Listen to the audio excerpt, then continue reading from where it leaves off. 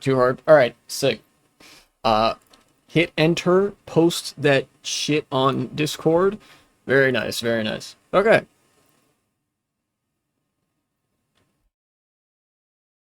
Uh, cool. What's up? What's up, people? I am going to be doing politics and then gaming. I'm going to kind of separate the politics and the gaming from each other. There will still be politics in the gaming. There may even be gaming in the politics, depending on what kind of news comes up. But I figured the thing I'm going to try this time, and what I wanted to do differently was I have and have had in the past a hard time both commentating in the moment and editing after the fact. Video segments of mine where I am playing a game and talking about news that I have to like source and stuff like that. You know, you've seen the like the editing after the fact where like, you know, I put those paragraphs and news blurbs on the screen. That actually takes a surprising amount of time when I'm reading a longer article. So I figured what I would do is that my politics segments will just be me talking at the camera so that I can pull up a tab in Google Chrome like this. I'm going to talk about, I'm going to talk about this in a minute. I can just do that. And you guys can see what's on my screen readily without editing me having to do that much work. And then for the gaming portion of the live stream, I can contain my discussion mostly to things that don't need those kinds of citations. So that way, the editing load is sort of taken off of me in the editing. And in the moment, I don't have to feel like I'm gaming and trying to look at the news article at the same time. As much as I actually got pretty good at that, and it is a little bit of a flex, it doesn't seem to get me all the extra views and whatever. So for the purposes of uploading shit to YouTube, it's probably not worth it. But I do still want to have some kind of remnant of that where I'll be playing Minecraft, I'll be playing Mario Kart or something, and it's a political topic comes up that I just feel like I'm equipped to talk about in the moment, and I just sort of ramble about it, as I'm playing the game. So I feel like that's pretty cool.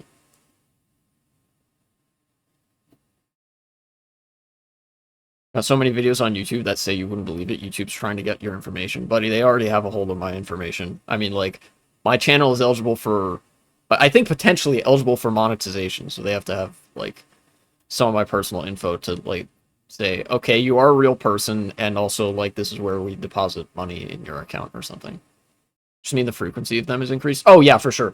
For those not in the know, I don't know how you wouldn't be, because anybody who uses YouTube knows about this. YouTube recently rolled out just 2 days ago their AI age verification thing. People have already been hard at work trying to basically game it and get around it, which I applaud for sure. I applaud that greatly, because fuck that. Fuck the AI age verification. The internet shouldn't be locked behind a goddamn age wall. YouTube Kids already exist. There's already, this is a solution in search of a problem. And realistically, what the AI age verification serves to do is just do more data harvesting. They sort of arbitrarily pluck people out based on their video consumption habits or their search habits. And they're like, you, give us your fucking age and social security number. Give us, an actual photo of you, so we can put it in a portfolio somewhere, sell it around the data market, and make a shit ton of money off of you.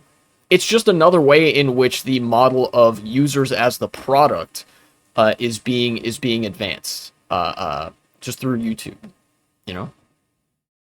Yeah, and there are some God, it was I could tell the ways in which people were gaming this, because there was a YouTube channel that appeared in my feed. I didn't watch it, but it appeared in other people's feed as well. It was just titled taxes and the economic state of the world, in parentheses, very serious video, and it's just footage of Fall Guys.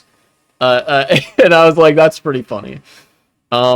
Thankfully, my channel is I think pretty exempt from the scrutiny of that AI data crawler, because of the kind of subjects I make videos about. I've made videos where I say slurs, many such cases. I swear like a fucking sailor. I talk about politics, and all of my videos are marked not made for kids. So And I've had this YouTube channel is actually almost old enough to vote. I created my YouTube channel in 2010, I think, 2009, 2010. So it is this channel is actually about 15 years old. This YouTube account.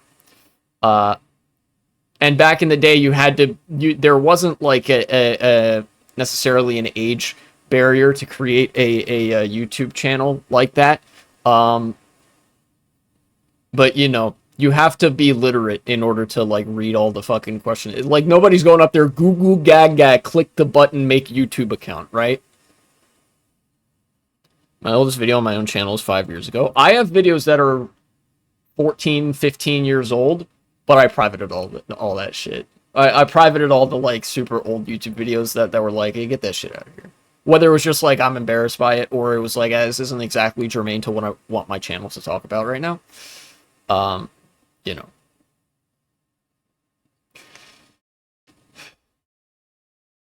So anyways, but I actually wanted to, if I could take a moment, I actually kind of wanted to show off the Twitch panels that I made. I actually have custom Twitch panels. You guys know how there are sometimes commissioned artists that'll hit me up, be like, hey, do you want custom Twitch panels?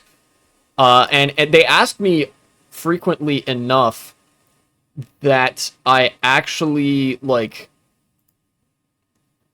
through the trouble of making some custom Twitch panels myself. Initially, I used a sort of Windows 95 or Windows 98 themed set of like template panels, which were pretty good looking. I'm not gonna lie, but I feel like they kind of lacked personality. And I think the if I can just open this page here so you guys can see, I feel like the panels that I have right now are.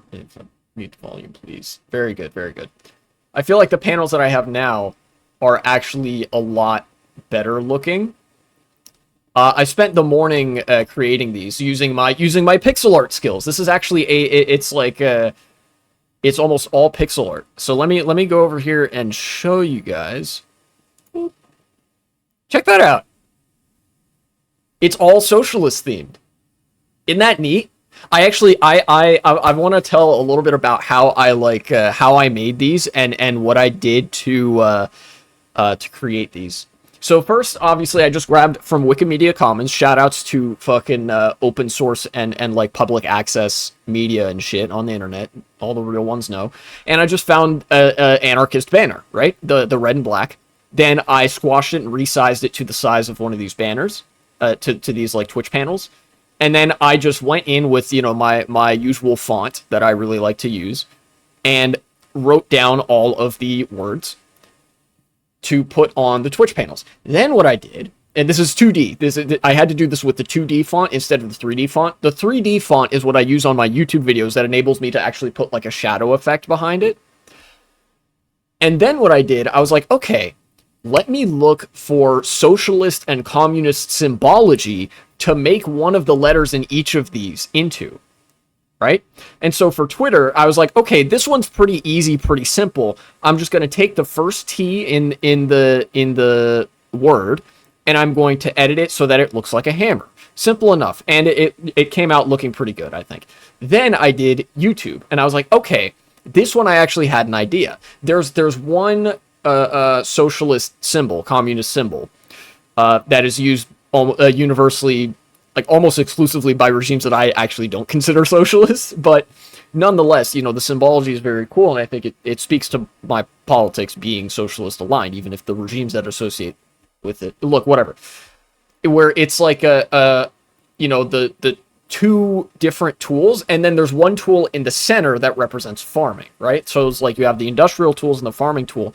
I found one that was a pickaxe, a hammer, and grains. So I used, like, there's only 4 colors, 4, maybe 5 if you count this one, that ever get used here. Yellow, red, black, and like a slightly darker shade of yellow, right? And for this, actually 6, because I used this shade of yellow and like a little bit of shadow here. You have the pickaxe and the hammer. These are the 2 branches of the Y. And then you have these wheat grains behind it, right? So it's like the 3-pronged symbol. And I thought that was cool. I was like, all right, awesome.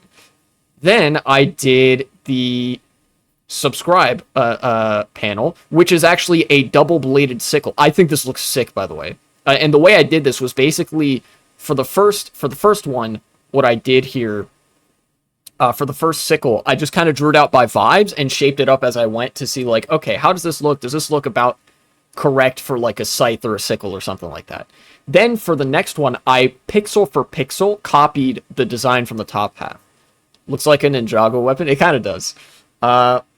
So this is like a double-sided scythe, which a scythe is a farming tool, right? So the S in subscribe, it looks super clean too, is the double sickle. Then I did, I think, the donate tab, which was like, oh, okay, that one's a little bit more difficult. I just went into Paint 3D and used the 2D shape tool to create a star, then kind of bloomed out the colors so that it's a much fuller yellow all the way through. So the star is the A. A lot of socialist symbology involves a star, like a red star or a yellow star. Then the schedule one was pretty simple as well. Just make a sickle out of the C, easily recognizable as the letter C, right? Then Blue Sky. Originally, Blue Sky and Discord, like this was what I initially did for the Discord panel. But then I realized the L actually lends itself, the shape of an L lends itself so well to like a factory with smokestacks, right? Which is something that's, I think this was like some communist party in like Northern or Eastern Europe actually uses a factory in their logo. And of course it's meant to represent industrial production, obviously. So I did that. And then I just used a darker shade of red for the smoke coming out of the smokestacks.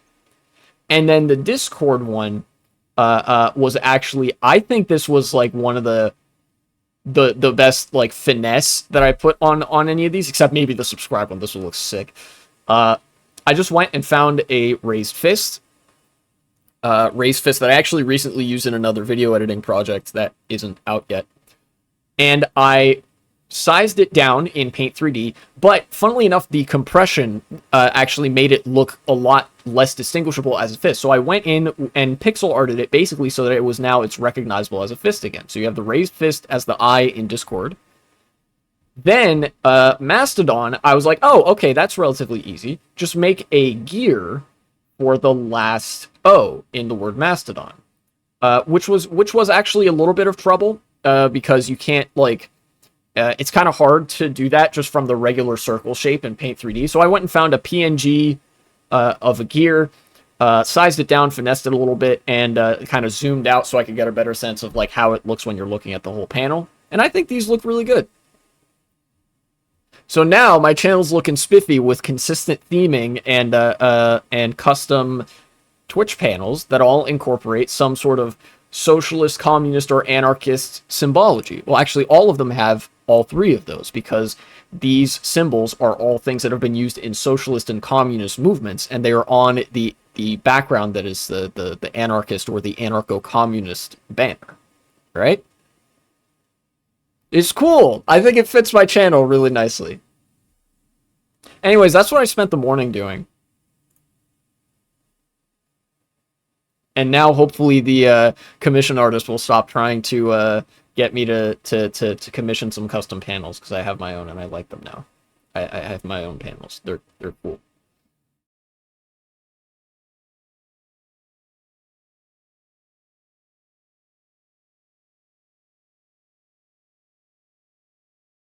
Why is the X? Okay. For some reason, I clicked on the X in the browser and it didn't work. Got it the second time, though. So, now that I've tooted my own horn a little bit, toot, I'm gonna talk about some shit. We've done the fun warm-up bit of the stream. Why is the chat not showing up when I go back and forth between these two?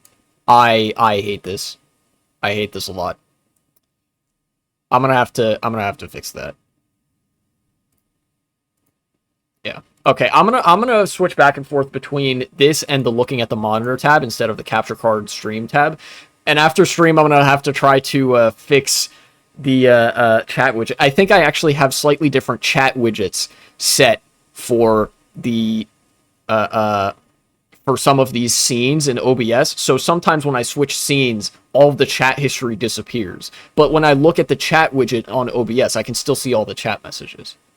So that's annoying. Anyways, another bit of maintenance I'll have to do on the Twitch channel.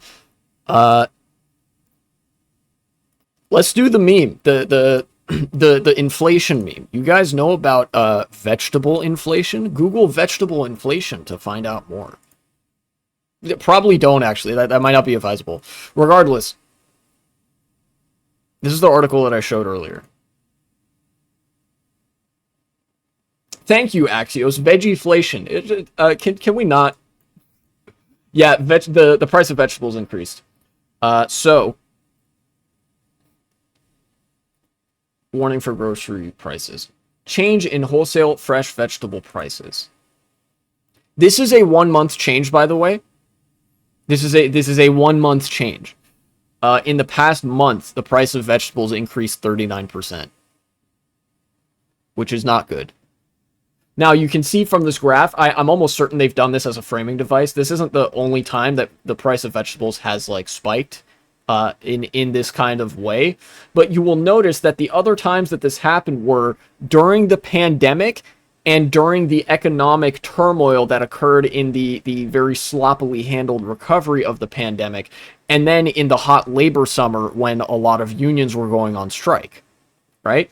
That's these spikes. And then this one I actually don't know what it is. And then this one is the tariffs. I guess I'll go through the article here, but the long and the short of what I understand is that the Trump tariffs, the Trump tariffs kind of went into effect. They've been steadily going into effect over time. They are disastrous in their economic implications, but because of how flippant they've been, a lot of businesses have actually been not offloading the costs of those tariffs yet onto consumers. They've been holding out on offloading them as long as they can for two reasons. Number one, they're counting on them being flippant to say, like, well, eventually these tariffs will go away, and we can say, don't worry about it, it was nothing. And that way they get to keep their good relationship with the administration that is, like, very pro-business otherwise. They still get to do, like, some quid pro quo shit between an extremely corrupt pro-business government. And they don't have to deal with the economic fallout of increasing prices and losing a lot of customers. And then secondly, if the tariffs do stay in effect, they get to sort of usher people in with prices that haven't increased yet. Then when they have, like, they've kind of run out their margins and they're like, okay, now we actually got to offload these costs onto the consumer, then they've got a bunch of new customers who are going to keep shopping there regardless. And now the consumers just have to eat the prices, the higher prices, instead of, like, some sort of demographic consumer shakeup, you know? Because if you do this in a way where, like, if they don't take that approach, right? If they raise their prices right away, then consumers would be much more wary of shopping at a store that that will flip its prices so readily, where like prices will go up and down, so, like, in such a volatile manner, it might actually lose, like, some grocers or stores in general, businesses might lose some customers in the long run because of, like, inconsistent pricing. Reminds me of the Vosh debate where the one person said, I'll just get a loan for a factory. I remember that debate. Definitely a real thing that anybody can do anymore. But yeah, let's take a look at the actual article itself. It's Axios, so it's, like, a step above most other news outlets, which is kind of crazy. Because Axios is a center-right, like, Australian publication. Monopolies are real and they're happening right now. Yeah, I explained in the video where I kind of crashed out and had a, like, schizo rant about the death of liberalism, which I stand by every word that I said in that video, thank you, that even the things that are bad for business now are good for monopolization in the long run. Even if it's bad for business in the short term, if it sows instability, it enables consolidation, because the smaller businesses will have no choice but to sell out or go under otherwise, and the big businesses get to consume them and consolidate basically into a monopoly or an oligopoly or basically we're starting to see some of the corporate magnates from like a cyberpunk-esque dystopia, just without the at least in the first world, without the overt violence of people with guns. I think liberals just don't understand the concept of power. They don't. I mean, a lot of people don't. You know, the U.S. economy has a vegetable problem, and it's not just broccoli refusal either. Oh yeah, the kids don't want to eat their broccoli. They put in some melted cheese. It's real good. Wholesale prices for fresh veggies soared by a record amount last month. Yeah, this is 1 month. Almost 40% increase in the price of fresh vegetables, and that hurts me, motherfucker. My diet consists almost exclusively of like fresh vegetables and fruits. Like that is my source of fruits and vegetables. It's only the fresh produce.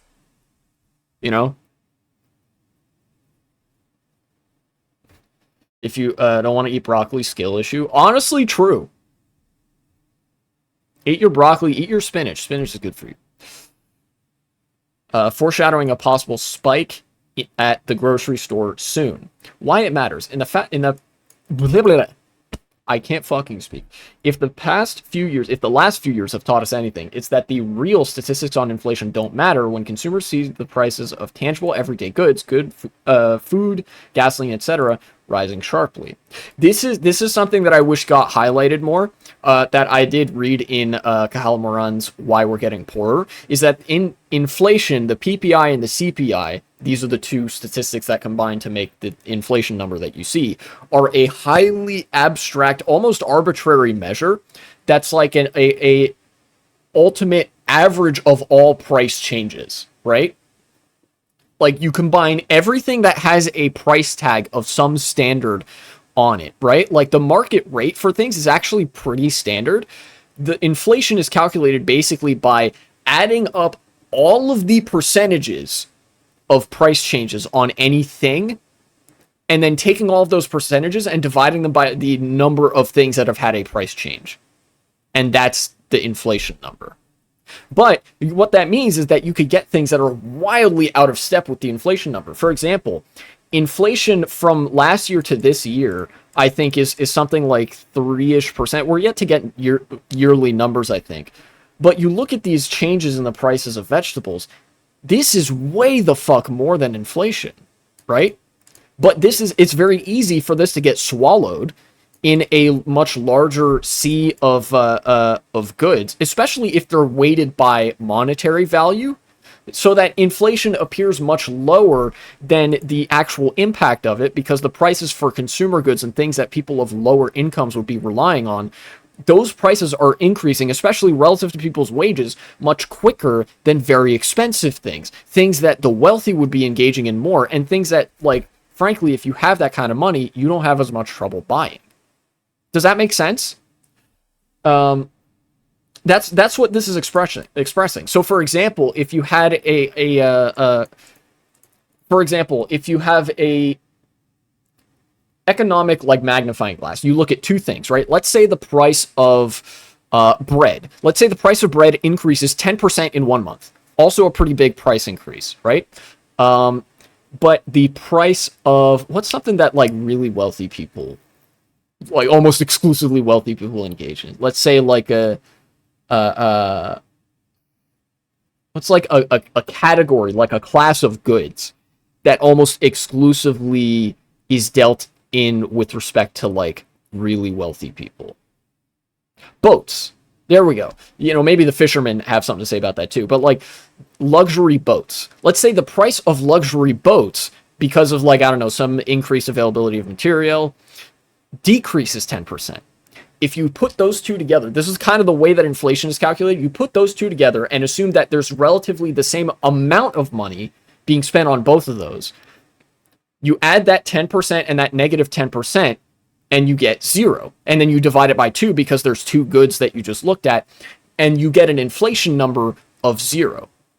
But that hides the reality, right? If you look at like bread increasing, the price of bread increasing by 10%, that is not 0% inflation, right? In the inflation number almost doesn't mean anything, right? It's kind of useful to assess a long-term trend, but the when you see yearly inflation, that has so little bearing on the like ground rules of economic activity, and it's kind of hard to extrapolate much from it. Aside from like things are getting more expensive because as a general rule of thumb, the fortunes of people who are already very wealthy tends to grow at a rate faster than inflation, right? Wealth is being consolidated upwards. And wages don't grow that fast, right? But prices increasing at a steady rate just means that the gap is widening still, right? So inflation is bad. Deflation could be good sometimes under very specific circumstances, but ultimately it's like, what I'm trying to say is capitalism fucking sucks because money is complicated and arbitrary, and it is like, it's just an excuse to be like, oh yeah, you see this this little number on the screen here is green, but your number is red, so you don't get to eat this month. And that's what this is. And Trump made it like a million times worse because he was like, yeah, you know, all of these like trade relationships that the United States spent decades building, we don't need those anymore. Sorry, fuck you, bye. By the way, your food is now like way the fuck more expensive. If I eat anything with water, I can't taste it. That is really strange. I don't know why that happens. While big box retailers have pledged to hold the line on groceries in the face of tariff pressure, not everyone can or will do that as trade war costs mount. Yeah, okay, so this is just what I was saying earlier. Grocery stores have sort of held off on increasing consumer prices, hoping that the tariffs will go away, but they can only do that for so long. So here's the producer price index for July rose at the fastest clip in 3 years, far more than economists expected. This was the PPI. That's what we call coping. Basically, now it's not unheard of for there to be a temporary spike in price increases. This has been known to work before. There have been instances in the past where like a temporary 6-month spike in prices for certain things occurs. And like, as a result, grocery stores and other businesses can actually just kind of eat those costs temporarily to keep business flowing at a steady rate. Then when the spike disappears, they don't have to change their prices. And they're like, all right, great, it was fine. And they get to keep their customers. Basically, the machine gets to keep churning. It's like, it's one of the very few ways in which having a profit margin does build at least a marginal amount of resilience into economics, right?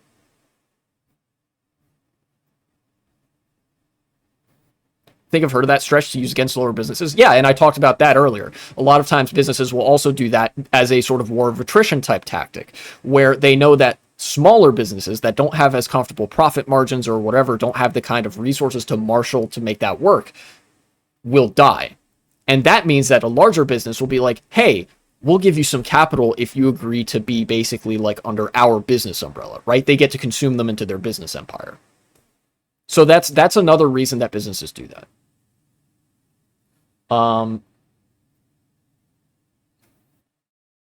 They don't say the number here, but oh, I guess they link it. Wholesale prices. Oh, fuck you, Axios. The producer price index rose 0.9% in the month of July, which is a massive red flag, by the way. A normal rate of inflation is somewhere from 1 to 3% yearly. This is almost 1% in a single month. And that's just at the sort of beginning of things, where some of the permanence of the tariffs is like starting to set in, where Trump has kind of stopped waffling. The dust has settled a little bit. They're not kicking as much sand on the field anymore, right? This is like foreshadowing is a narrative device where you get it. As opposed to the better known consumer price index, which measures what we pay at stores to buy completed things, PPI measures the cost of those things as they make their way through the production cycle. Yeah, so the PPI is the measure of pricing that you probably won't see on the shelf because that is consumer facing. This is the producer facing sort of measurement for prices. And again, these two are also like their own aggregates, right? These two numbers get combined and averaged to make inflation as we know it. But then each one of these is half of that, which if you divide like 18 squadrillion products or items or things that have a price tag on them for either producers or consumers in half, you still get like 9 squadrillion things that producers need to worry about the price of in the aggregate. You know? But the fact that there is an emerging trend that like producer prices are starting to get expensive very quickly is like really bad.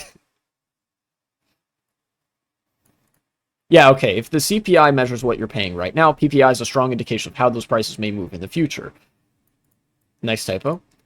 Since a higher cost to make things usually means a higher cost to buy them too. Yeah, in fact, this has an exponential relationship to the cost of purchasing things because, like I said, profit margins, the cost of buying something is always over and above, like expensive over and above the cost of producing said things and actually distributing them. You know, you always pay more than something is worth for the most part. In a like exchange value sense. Now there are exceptions to this. For example, highly subsidized goods, such as beef and red meats at the grocery store. In America, uniquely, this is a thing. At the grocery store, if you're buying beef, you are paying way less than what it actually costs to produce that beef. Right? In that case, the government is paid for it. Yes, that's what subsidies are. But if it's something that's less heavily subsidized, then you are almost always paying more than the combined amount of production costs that went into producing that single unit of that thing. You know, for example, the Nintendo Switch. Many people have made a stink over the price tag of $450, which is not a very high price tag for a home console. Get over yourself. But $450 is more than what it costs to produce and distribute one single Nintendo Switch 2.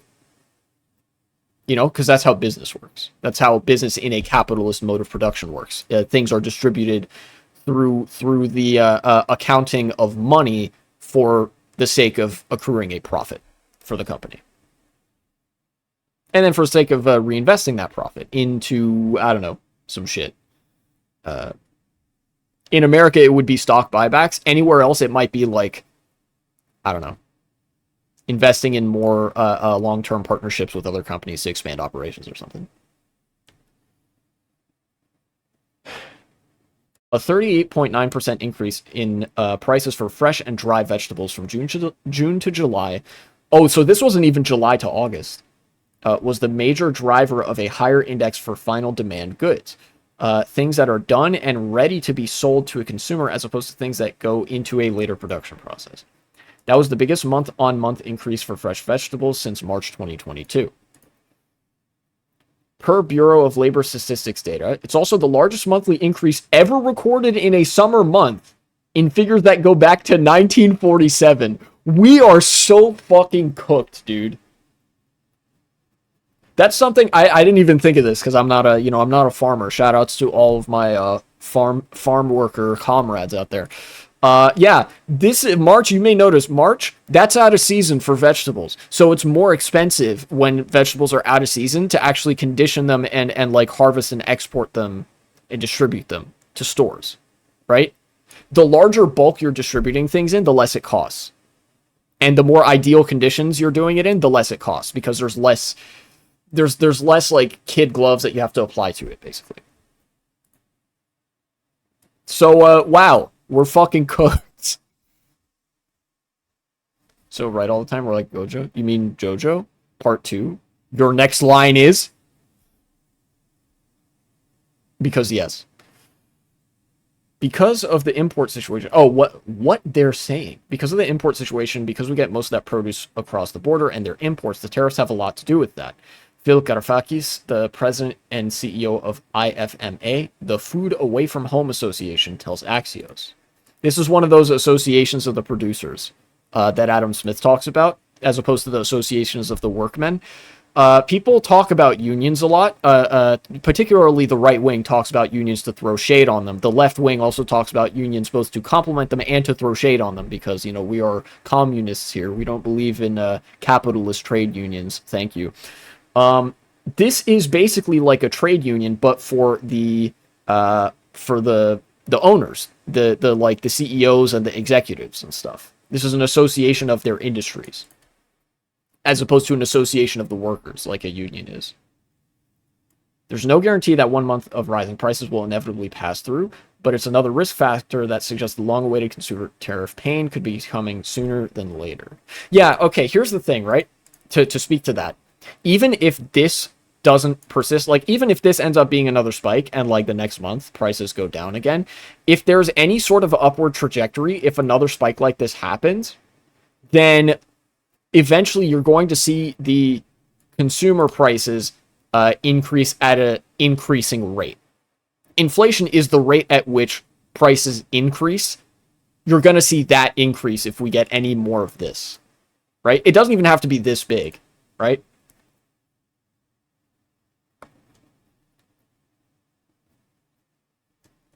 Also, because this is the PPI, this is not reflected in the price tags. Like Axios said, you may notice at no point in this did consumer prices actually decrease. Consumer prices very, very rarely, if ever, decrease. Why would companies do that? Why would they make less of a profit voluntarily? There's nothing in it for them, you know? So the increase, this drastic ass increase, will probably be reflected in your grocery bill. But if the spike ends and there's a drop off, this, like a dip like this, probably won't be reflected in your grocery bill. So excited to see the median voters' reaction when it happens. I feel like they're just going to be like, damn, Trump sure did make those groceries cheaper. Anyways, I blame immigrants for this.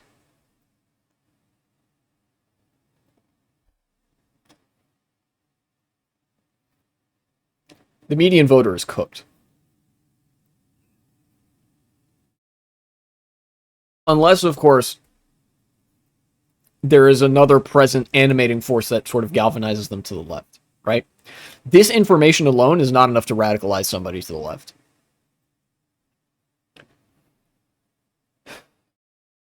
With PPI up much more than CPI in July, tariff costs look to be working their way through the value chain. Comerica Bank chief economist Bill Adams said in a note on the PPI report. This is one useful function that banks actually serve. Fucking crucify me for saying this, right? Banks actually do have a lot of economists working for them, and they do analyze a lot of data, right? When they're not like destroying society by deciding we need to make more workers die this year, and like we need to raise interest rates so that people can't have money anymore and they die. Or we need to lower interest rates so more people go into crippling debt. When they're not doing that, they're doing shit like this, which is like crunching numbers and analyzing data, which is a useful function. It's just, you know, right now this happens to be a function occupied by banks, private banks and shit. Ultimately, this should be some shit that like the government is in-housing, you know, like with the Bureau of Labor Statistics and stuff like that, or even the Federal Reserve. Oh, it was not Karoufakis, it was Kafarakis. Notes that when the harvest cycle kicks in, there may not be enough farm workers to pick all the domestic produce on top of the weight of tariffs on imported products. Damn, I wonder who's at fault for a shortage of migrant farm workers that can fucking pick the vegetables and ship them over to the grocery store and then drive them to the grocery store and then like work at the grocery store. I wonder which individuals in government, in this administration, which kind of department, which enforcement agencies are responsible for fucking a massive shortage of workers and enormous tariffs that are making all the food more expensive. That's crazy. So in another call at 4 months, getting into October, right, quarterly. Quarterly would be 3 months, but I guess 4 months would be start seeing the effects. The quality and the capacity of what we're able to bring in is going to be a real problem. Prices will sort of keep demand in check, he said. Yeah, that's pretty bad. Eggs, coffee, ground beef, and chicken. Americans love their hamburgers, dude.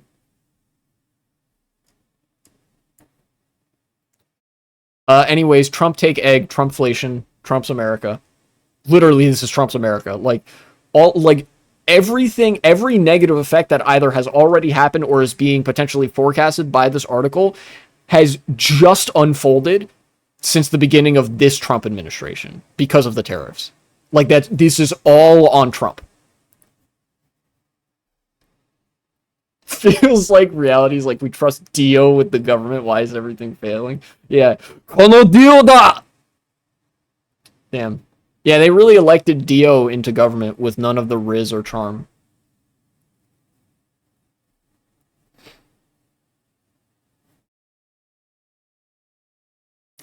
Well, yeah, America's about to look like a fucking post-Soviet state from the Soviet bloc. If that's a segment, cut it there, future me.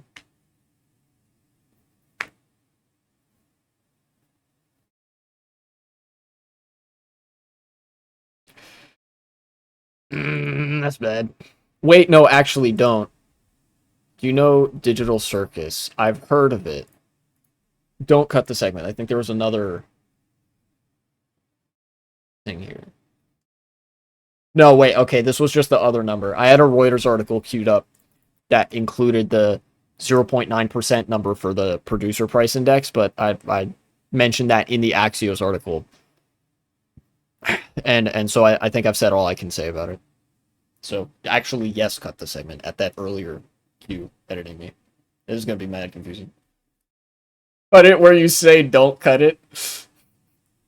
Yeah, editing me. Put a clip of editing me in there. Right after I say actually don't cut it, and where I'm just up close at the camera saying sorry, too late, and then the video ends. That'd be mad funny. There we go. I'm giving myself ideas. Sometimes that's a struggle when I'm editing as well. I hit fucking creative block, especially with the bigger like ideology tier list thing. You know, I'm still working on that. I'm about halfway through, or maybe a bit more than halfway through editing all the videos from that. It is currently divided into 52 different videos. I think I wanted to put it out as like short form content, but that also means the density of edits is going to have to be a lot higher. I ultimately might even have to go back through, proof watch every single video again, and like add in some smaller edits. But I'm working on it. I think I've got like 30 something videos done out of the 52. Uh, yeah. I hope to be done with it by the end of the year, but there's, you know, only time will tell.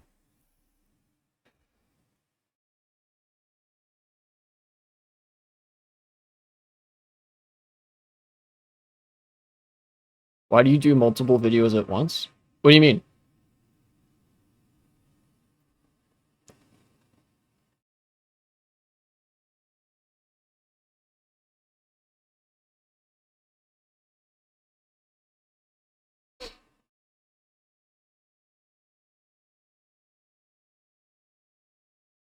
Let me actually queue up the next segment. As you say you make multiple videos at once, does that divide your attention? Yes, that is something that I struggle with. I try not to do that too frequently. Like, try not to make so many segments out of one stream. That doesn't mean it doesn't happen. Uh, but with the tier list thing, that was like a longer project, and I only ever really have one longer project active at a time that I can kind of edit without a massive like time pressure. Uh, Usually I try to keep it to only one segment at a time and one long project at a time if possible. And even then, I don't know like how many more of those long projects I want to do. I think this might even be like, this might be the last one.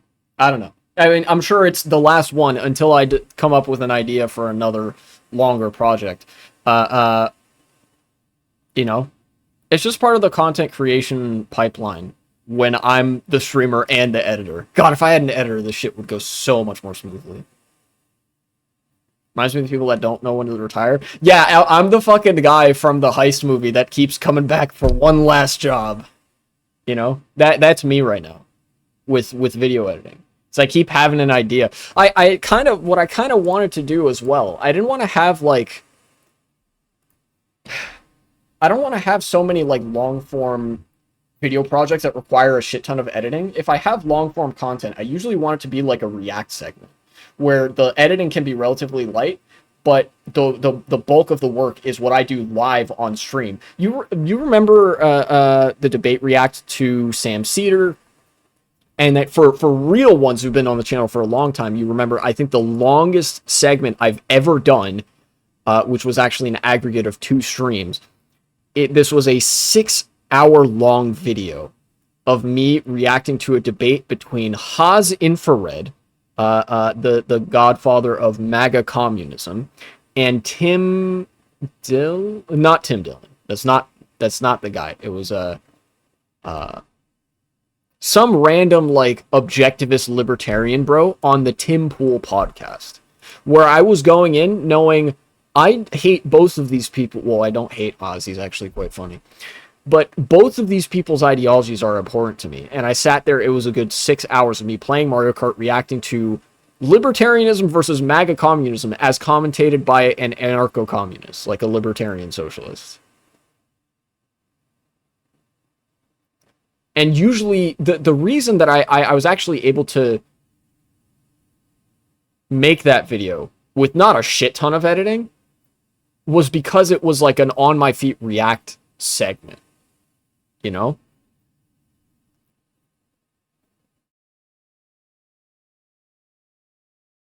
Whereas if a video is only like 10-15 minutes long, I feel like in that case, I'm much more comfortable having a higher density of edits because it's a much more modular video.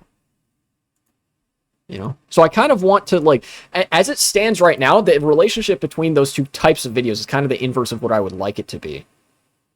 Oh, you want me to stretch? Sure. Where the shorter videos are the less edited ones, and the longer ones have a higher density of edits, which is very inefficient for purposes of workflow. All right, here we go. Stretch time. Are you ready? Check this stretch out. This is I've actually been practicing a karate technique called the Jodan Sokutogeri. This is Ryu's donkey kick, and I'll show you what kind of stretch I do for this. This is actually a ballet stretch.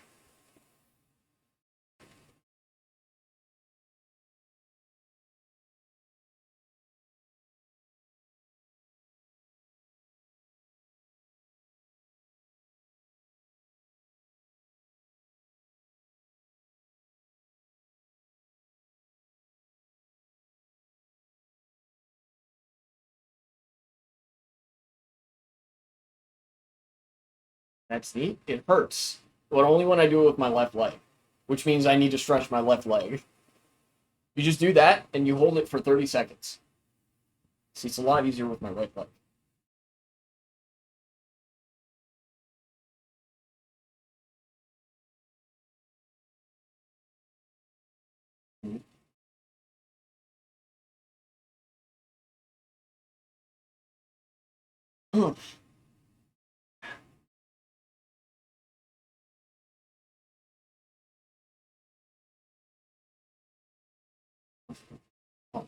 Okay.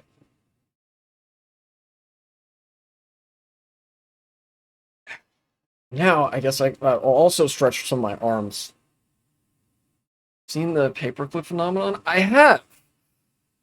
Where people are changing their profile pictures to Clippy, the paperclip, from the old school Microsoft suite. Yeah, and that's because of like YouTube's age verification shit. And I think that's actually cool. Now, it comes from a YouTube channel that I actually don't watch very much, but because of like I'm on YouTube, obviously, I got it recommended in my feed because, you know, a lot of people did. And it's one of those, I think he talks about like the internet and tech and stuff a lot, but he's one of those pro right to repair guys. So I find that pretty cool. And basically, it was sort of like his foray into politics. Now that politics has so directly started to affect people's profiles on the internet, where, you know, your rights are just being so blatantly thrown out the window and violated to the extent that you can't even use YouTube anymore, potentially, without, like, fucking handing over a shit ton of sensitive information directly to the state. You know? And so I think while, like, obviously, I think it's like, that sounds like privilege and it's only affecting you now. Yeah, it is. But the fact that they're taking note of it at all, I think, is good and should be like, it's like, all right, great, welcome to the club, right? I think it's good that there's a showing of mass discontent with what companies are starting to do by implementing all these surveillance measures that nobody wanted or needed or asked for. You know, and like basically cracking down on forms of expression online. You've seen like what MasterCard and Visa have been doing, censoring NSFW content. But yeah, I have seen that. I like, for a little while I actually contemplated, I wonder if it just as like a show of solidarity, like, yeah, this fucking sucks and I hate AI driven surveillance that's designed to maximize ad revenue and shit. Like, I hate that. I was wondering, like, should I maybe add a little clippy to my logo? But then I was like, no, I don't think I will. Not right now, anyways. Change my profile pic on YouTube and Discord just for fun to the clip. Did you know?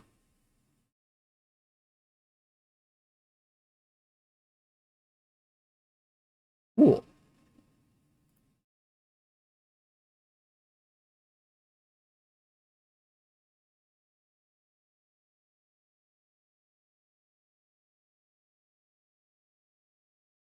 Oh yeah, speaking of AI, by the way, who's ready for me to dog on AI some more? Nobody fucking likes AI. And for good reason, too. Shoutouts to, of all news outlets, Yahoo Finance for this one? That's kind of crazy. Let's have a look here. Yahoo Finance. Spending on AI data centers is so massive that it's taken a bigger chunk of GDP growth than shopping and could crash the American economy. Flashback to a year ago where I made that video about data centers being built in, I think it was the Netherlands at the request of a viewer, where this cycle was beginning to show where AI was starting to consume a larger and larger profile of energy consumption. That's fucking uncomfortably prescient. And I fucking remember there were liberals that still wanted to argue with me back then and still now about AI and its uses and functionality and like utility and shit.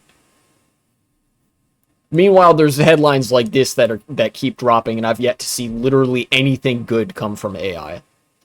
Like, great, cool. It seems like people are making up a like concept of AI to argue in favor of that doesn't exist, like legit. I don't know what they're cooking. The mighty American consumer may have finally met their match, and it's a giant hulking rectangular box that hosts very few people inside, but rather a huge nest of servers, storage systems, and networking equipment. Consumer spending in the American services economy is so large it can boggle the mind, representing roughly 2/3 of GDP. To paraphrase the long-running coffee chain Dunkin', America runs on spending. That oddly sounds fitting. But this mighty American consumer has slow seasons, and the summer of 2025 appears to be one of them. There are several interconnected, buddy. It's more than just a slow season. The debt crisis is actually starting to catch up to a lot of people, so spending has been slowing down. It's been like speeding up because of the rate at which like in a way consumer spending has been slowing down for a while. And the constant struggle of like financial institutions is to avoid at all costs actually addressing any underlying issues that would cause people to need to go into debt for things, right? Because addressing anything at a systemic level, like providing affordable housing, making cities less dependent on cars and that sort of shit, that hurts the margins of like banks and businesses, basically. So instead of, fixing any of that, what they've done is simply they've been trying to like race to put tracks in front of the train by making it easier for people to go into debt to keep spending money. Like spend money that you don't have. God forbid we make it so that people have money to spend. Make it easier to spend when you don't have money is the philosophy here, which results in this. There are several interconnected factors, namely recent jobs growth now appearing much smaller than previously thought, and the impact of artificial intelligence on the workforce. But those hulking rectangular boxes, the massive data centers sprouting up across the country, are emerging as a giant magnet for dollars and a dominant driver of the economy. Yeah, because there's so much like speculative investments and shit being put in. We all know liberals refuse that systems have problems. Yeah, the liberal suffers from a profound lack of political imagination, where it's almost like a very Thatcherite, Reaganite sentiment that there is no society, and that action only exists at the level of the individual.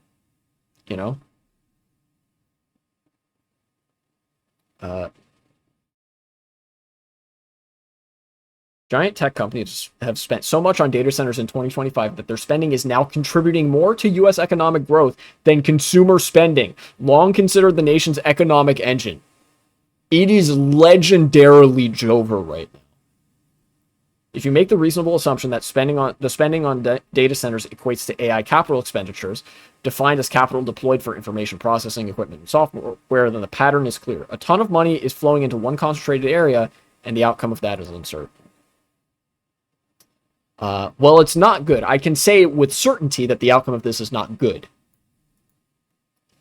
Also, the fact that like AI is now bigger than consumer spending in terms of GDP means that any growth we're seeing in the US economy is like completely fucking fake.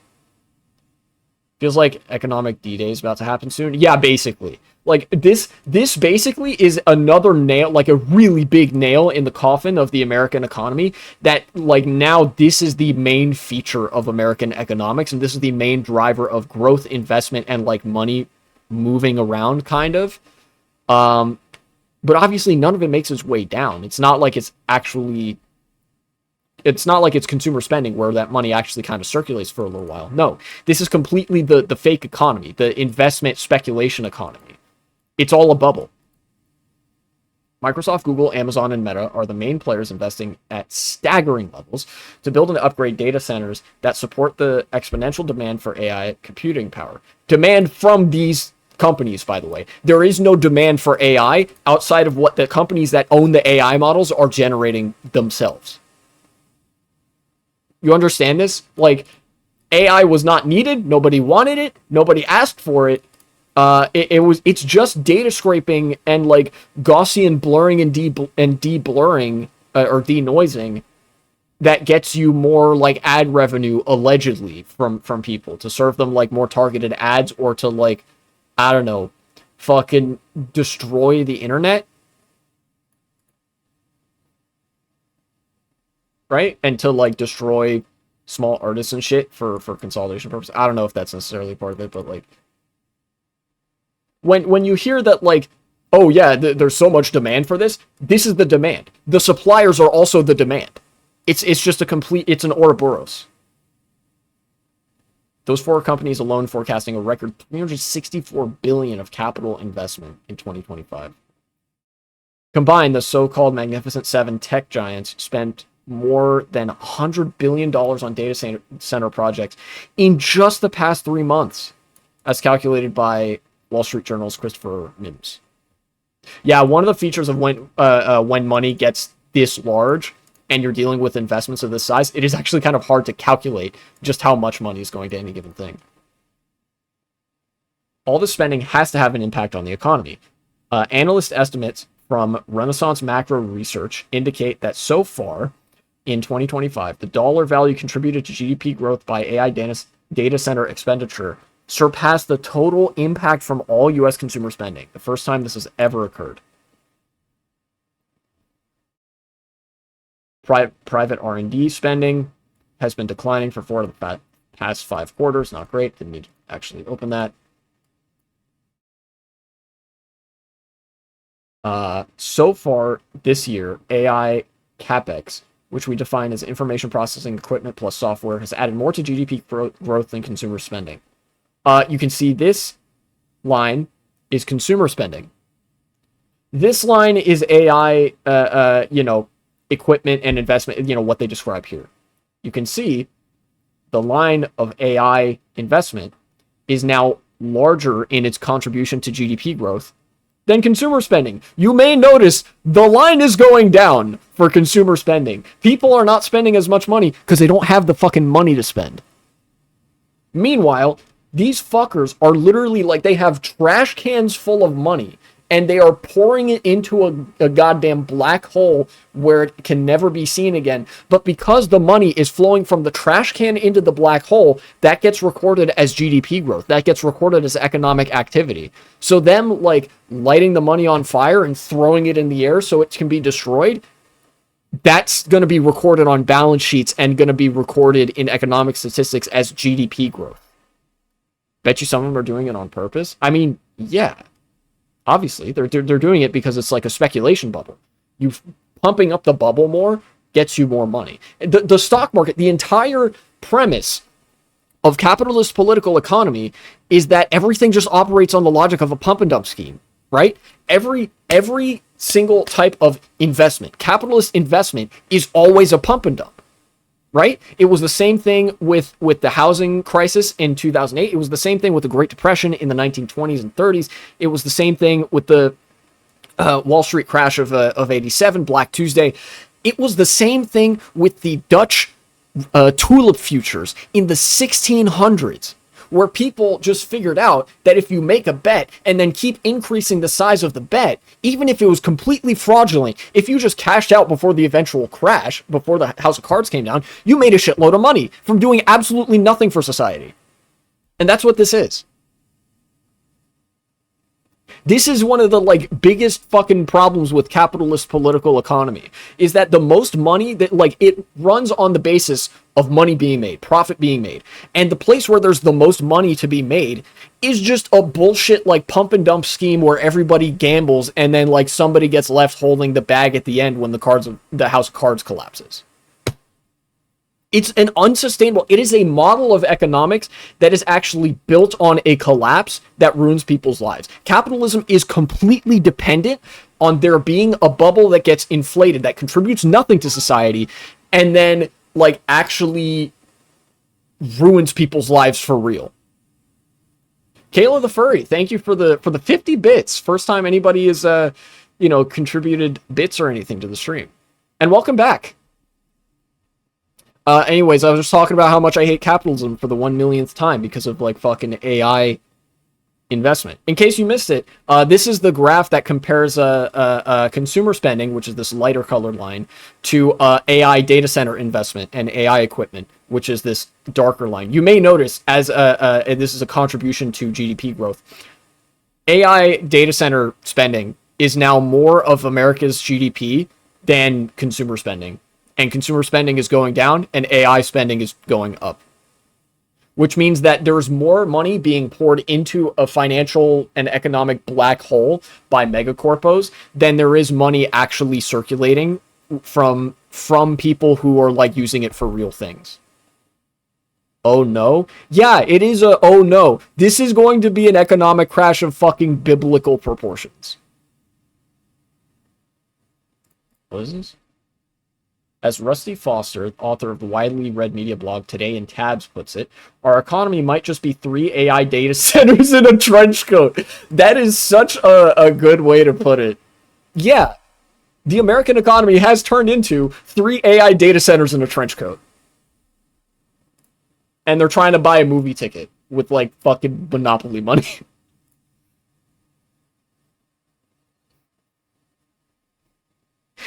Dude, fucking whatever nerd wrote this Yahoo article. This recalls the classic comedic device of several children wearing a long jacket pretending to be an adult, as memorably portrayed in Netflix's BoJack Horseman, when Vincent Adultman successfully maintained the illusion for several dates with Princess Carolyn. I don't know why you would cite this example, Because there's way better, like, this has been a thing for so much longer. At least Keynesianists understand they have to give the proletariat a livable wage. Yeah, and I have a lot of respect for the Keynesians for understanding that. Unfortunately, there are a lot of neo-Keynesians and post-Keynesians that don't seem to even go that far. Like the central banks of most countries operate on a sort of Keynesian logic, but it's a very perverse and twisted version of that Keynesian logic. Remember, I was talking about how the Federal Reserves and a lot of central banks are basically like, okay, so our job is to increase or decrease the interest rate on loaning money to people, which can only hurt the proletariat. It can only hurt the working classes. If you lower the interest rate, the working classes go further into debt. If you raise the interest rate, then the working class no longer has access to any form of capital, even highly temporary and volatile capital, with which to actually spend on things that they need, right? Livable wage? Yeah, sure, buddy. Yeah, basically. Like, look, the Fed has been on record, like, saying that their job is to keep the labor market in check and basically keep the working class at arm's length. You know? John Maynard Keynes would fucking light the Federal Reserve on fire if he saw what they were doing today. You know? So shout outs to all my Keynesian homies, but I fucking hate American, like, neo-Keynesianism and shit. But then the bubble popped, or the trench coat came off. Yeah, you can't wear that trench coat forever. Hats off to you. Oh, thank you. Why is this happening now? Okay, so just a little bit more. Several forces are driving this unprecedented investment wave. The boom in generative AI and advanced LLMs, technologies that require vast amounts of computing resources, to put out a wrong result, by the way, these things are not fucking useful, has forced tech giants to rapidly increase their physical infrastructure. Data from McKinsey... Ooh, I'm getting activated by all the fucking corpos and consulting groups that are name dropped here. By the way, McKinsey, these are basically like the Pinkertons. Any giant megacorp or government that has ever done anything evil, they use McKinsey Consulting Group. Projects that between 2025 and 2030, companies worldwide will need to invest a remarkable $6.7 trillion into new data center capacity to keep up with AI demand. Also, that was my fire alarm, just like doing a periodic check or some shit. Jesus Christ. How much is the American GDP?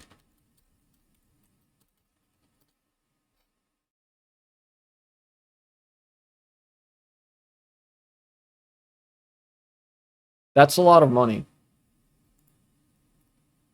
Companies worldwide invest $6.7 trillion. That's a full third of the American GDP. No, wait, that's like a fifth. Never mind. That's 20%. 20% of the entire American GDP right here. Almost 25%. AI data center spending has grown at least tenfold since 2022, with the well-known business blogger Paul Kazorowski, well-known to who exactly? All right, whatever. Estimating that it's nearing 2% of total U.S. GDP by itself. 2%. Jesus. Do we even spend that much on our military? Hold on. What's 1% of 3 trillion? Or 30 trillion? That would be 300 billion? Okay, yeah, so we spend about 4% of GDP on the military in America. The military budget in America is $1 trillion per year. The fact that this is now approaching a level comparable to the fucking US military budget this quickly is, like, alarming. Honey, AI capex is eating the economy, he writes. Arguing AI capex is so big, it's affecting economic statistics, boosting the economy, and beginning to approach the railroad boom. Holy shit. And the railroad was real infrastructure. Railroads? That was some real shit.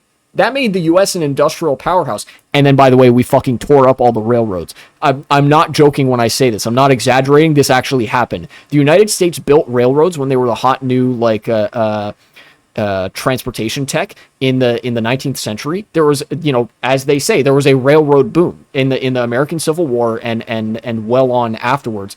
And then once automobiles got invented, we started tearing up the railroads to build highways. America had railroads and then we tore them up. It's not even like Europe where a lot of them go underutilized. No, no, no. We destroyed them.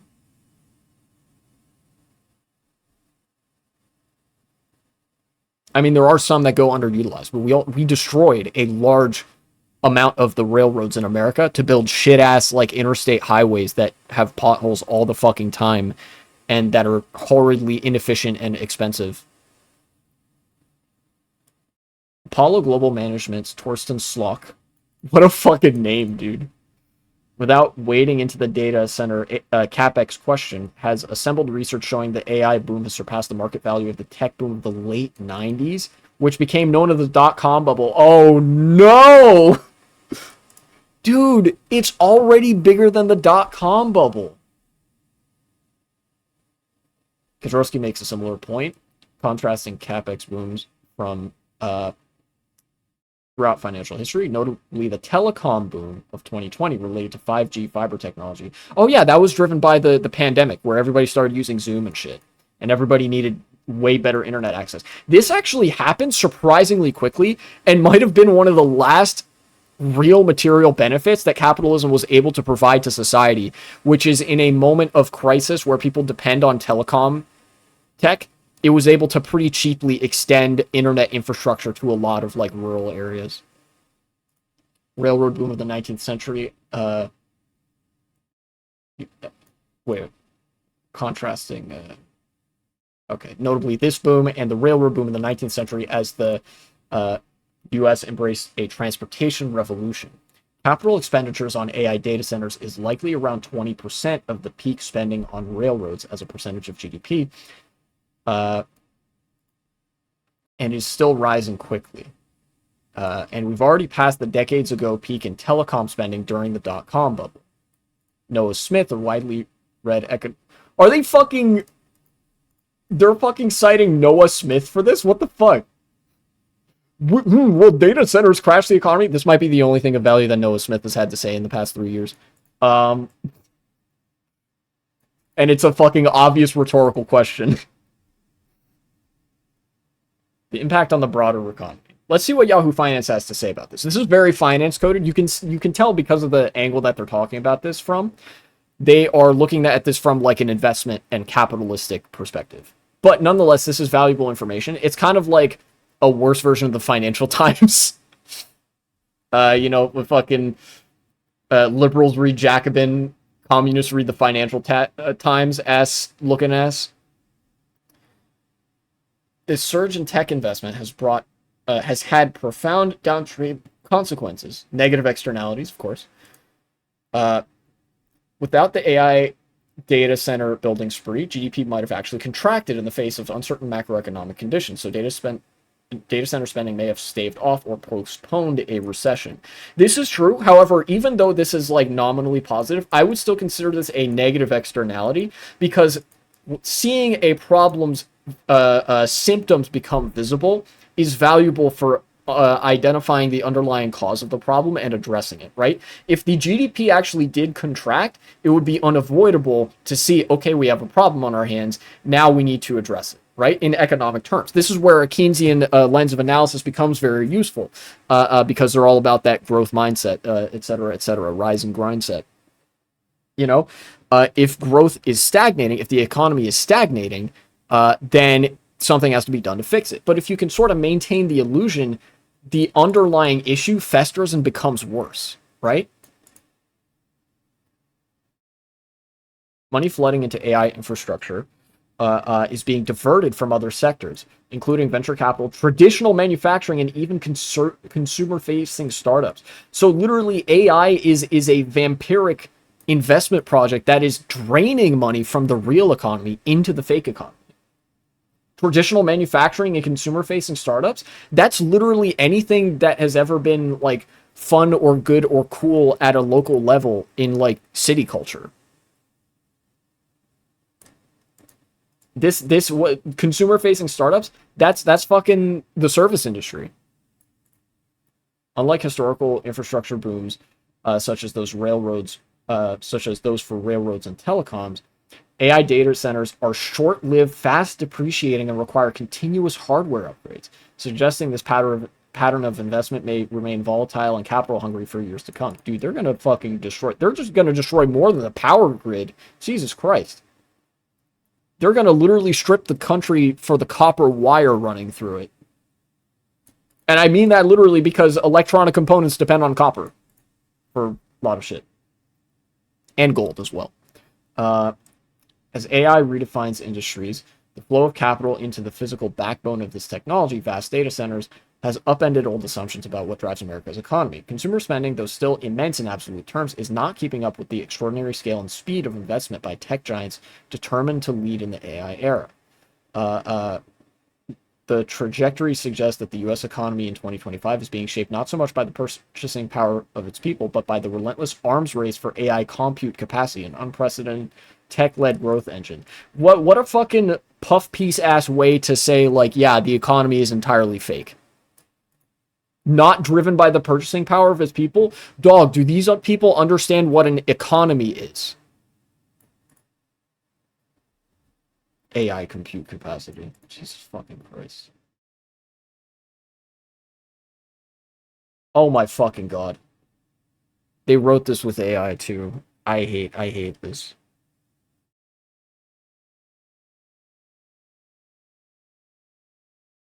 This headline was updated to clarify that data center spending has surpassed consumer spending as a share of GDP.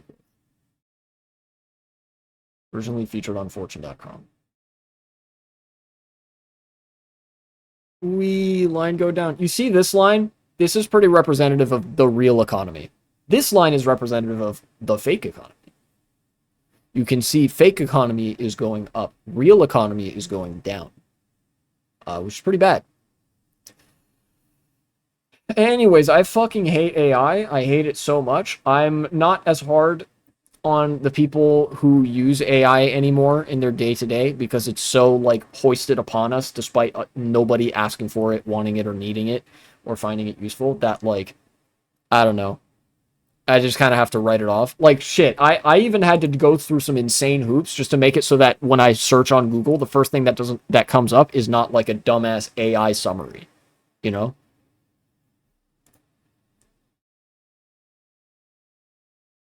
Are data centers eating the economy? I feel like this is good framing. That data centers are truly consuming the economy.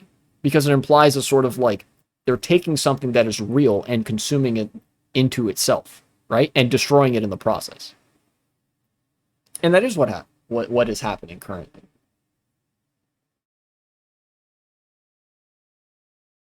Fuck me, dude.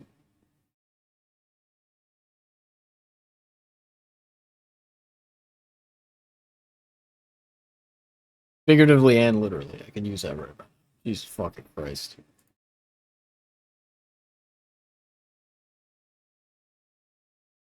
End stage capitalism, ladies and gentlemen. The Ouroboros of the market.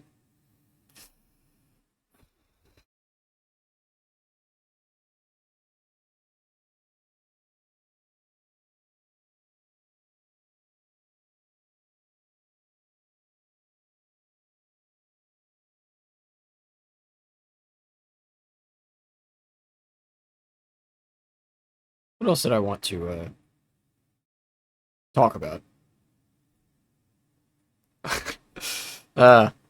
Oh yeah, this. So, Americans have all seen this, I'm sure. Eurobros might not have. DC is now under military occupation. Donald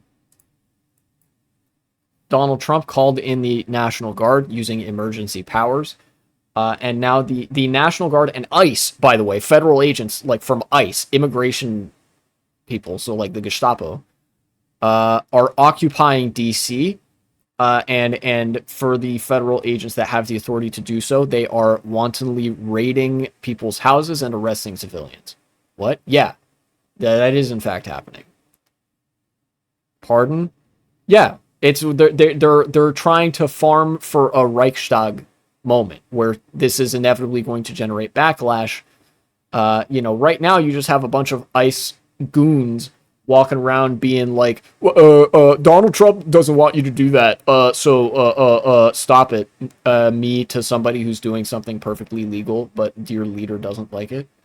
Um, Eventually there is going to be some real amount of violence that is incurred by federal agents because, like, fucking obviously, it's a hostile paramilitary or straight up military force that is occupying a major city. Somebody's going to get clipped at some point, and that's going to be used as an excuse to crack down even further and invoke real martial law, like the Nazis did in Germany after the burning of the Reichstag. And it is exactly as stupid as that was back in the day too. But in the meantime, we kind of get to laugh at all the, like, how fucking stupid they are. So here's a clip of a guy, a former DOJ staffer or whatever, or worker, throwing a sandwich at the cops, and by that I mean, like, ICE occupying the city, and then running away.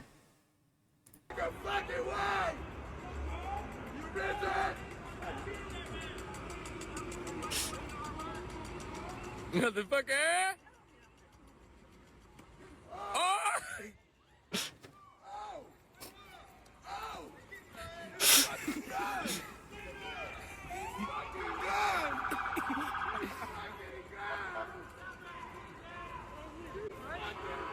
cooked him! He cooked him fucking wild!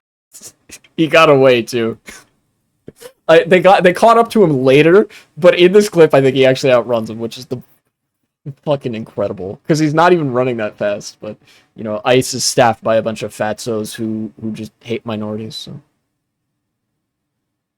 no hate to the fat brethren in America or elsewhere, but much hate to the people who hate minorities. You deserve the flack. You know. I am cheesed to meet you, etc., etc. Yeah, so this is the kind of shit that you're seeing right now. Things have already escalated beyond this point in some places, but does anybody else feel like this is part of how fascists get away with this shit? Because it's so incredibly stupid that, like, sometimes it kind of undercuts their ability to be intimidating.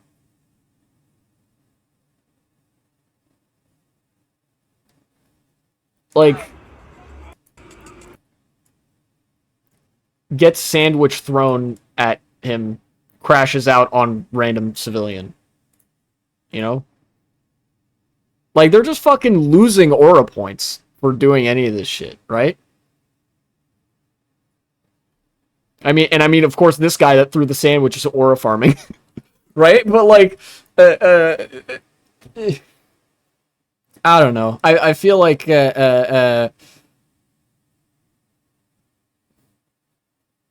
it's worth commenting on, right? Like, they hate you. It was never about freedom. Remember, the party that brought you this, the political party and the political coalition that brought you this, is the same political coalition that, like, not but fucking a year and a half ago was whining about free speech because they didn't get you would get banned sometimes for violating online terms of service that you had to agree to use the fucking website.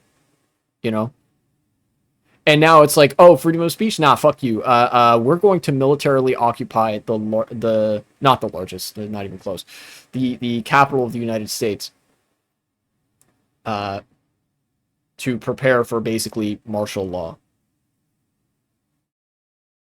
They just hate you. But this is funny nonetheless. Fucking societal decline moment. Anyway, shout outs to the sandwich guy, my goat. I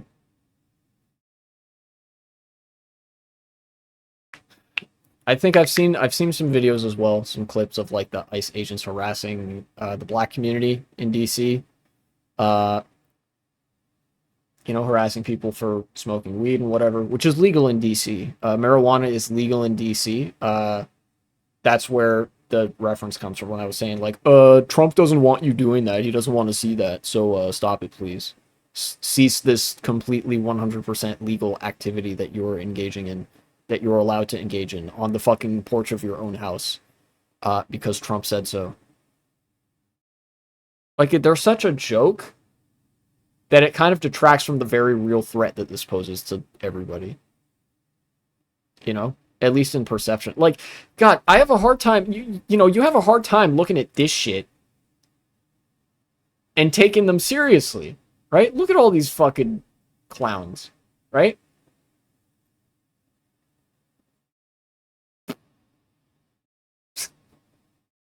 Cartoon-ass chase sequence, right? But then it is, like, truly, this is the same political force that would, like, back in the day, be going door to door. Do you have any Jews hiding in your basement or in your attic or some shit? And then, like, yeah, it's so dumb. But these people also just have a profound disregard for human life in a way that, like, it'll be so dumb up until and including the point where they close the door on the fucking gas chamber, right?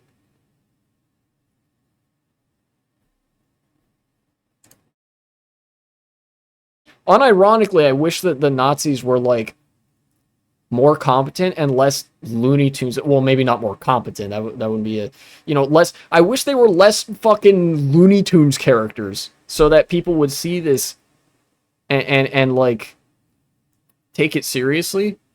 I don't know. I don't know if that would have the intended effect.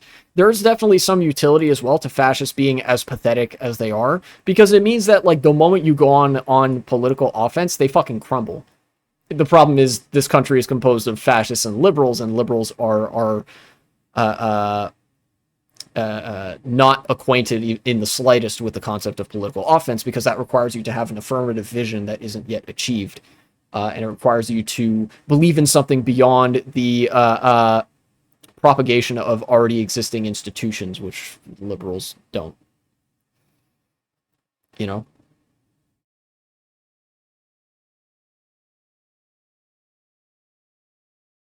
Thankfully, this doesn't extend to the greater metro area outside of the actual borders of DC, so I'm fine.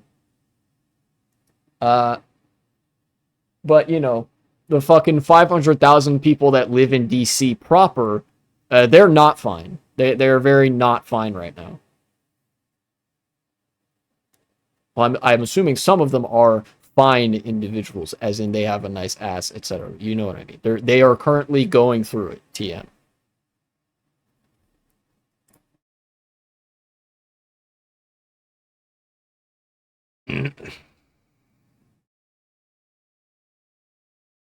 Anyways, I'm gonna take the time here to do some cut and paste on this like list of notes that I have. Here we go. Let's do some of this. Here, let's there we go. I'll take this one as well. There we go. Save. Very nice.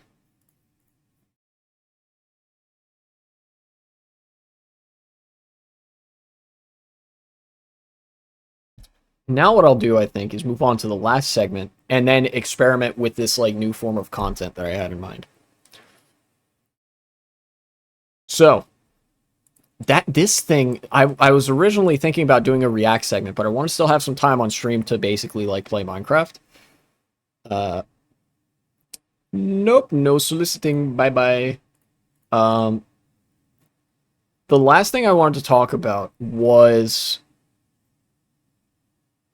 Let's see here. Oh, yes, this...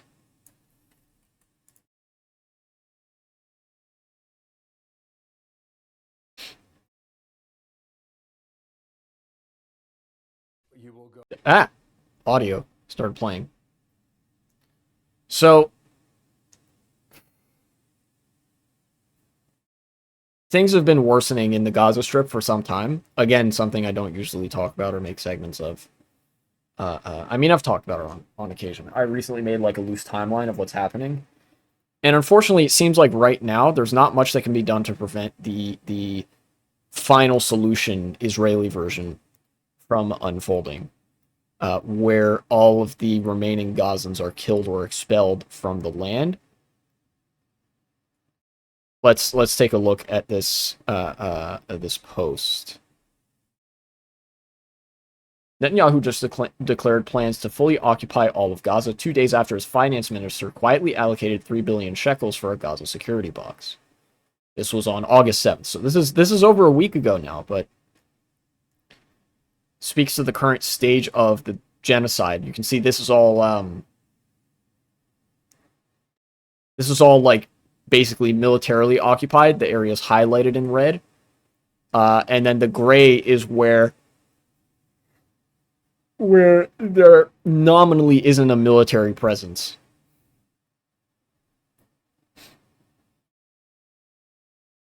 This is the final phase of the genocide. Israel will move to annihilate the 3 remaining areas that haven't been fully wiped out yet. Gaza City, Deir al-Balah, and the central refugee camps, i.e. Nuseirat. Those 3 areas have been heavily bombed, invaded by the IDF, shelled non-stop, but they have not been depopulated and fully razed to the ground, like Rafah, Khan Yunis, Jabalia, Beit Hanun, etc. In the orange areas, the IDF kicks everybody out, then deploys Israeli contracting companies to demolish every single home left by bulldozers. Contractors are paid 5,000 shekels, which is about $1,500, for each home they turn into dust. Okay, so there actually isn't anybody like living in this red anymore. They're all being kicked out of their homes. Shit. Israel now intends to do this to those 3 remaining areas where the overwhelming majority of the population is sheltering. Besiege and starve, carpet bomb, forcibly depopulate, then move in with bulldozers to level everything down. Those 3 areas have all of Gaza's remaining hospitals, aid sites, UN agencies, INGOs. Where would they go? That's where Smotrich's billions come into the picture. The minister said he's putting that money aside to establish refugee camps in Rafah on Egypt's borders. They're going to shove all the Palestinians into Egypt. All of them that are left. I guess then we're about to probably find out just how many were directly killed. I'd be surprised if more than... Well, we know the death toll is at least 500,000 and climbing because of starvation. Israel's defense minister said earlier people would be concentrated and locked up into those camps on the way out. Concentrated and locked up into those camps. I wonder if there's a fucking dedicated term for this that we use in reference to historical detention and concentration of people into camps. And their only way out would be leaving Gaza. Oh, this is a thread. 2. There's opposition to Netanyahu's full occupation plan among many Israelis. Mainly on the ground, they would be too expensive, too risky for soldiers, dangerous to the hostages, increase Israel's international isolation. Jesus fucking Christ, Israelis are Hitlerite.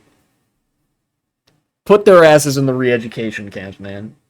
Get your ass back to college. You are going in the oubliette, in parentheses, scholarly, until you can learn not to be Hitler. Israel needs denazification. I'm getting fucking Vladimir Putin on the phone for this. Hello? We need denazification services, please. Jesus. IDF Chief of Staff proposed to instead lay a complete siege on those 3 areas and prevent any food or water from going in.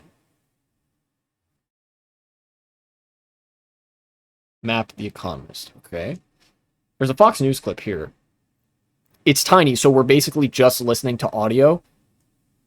And to a meeting with your security cabinet. Will Israel take control of all of Gaza? We intend to, in order.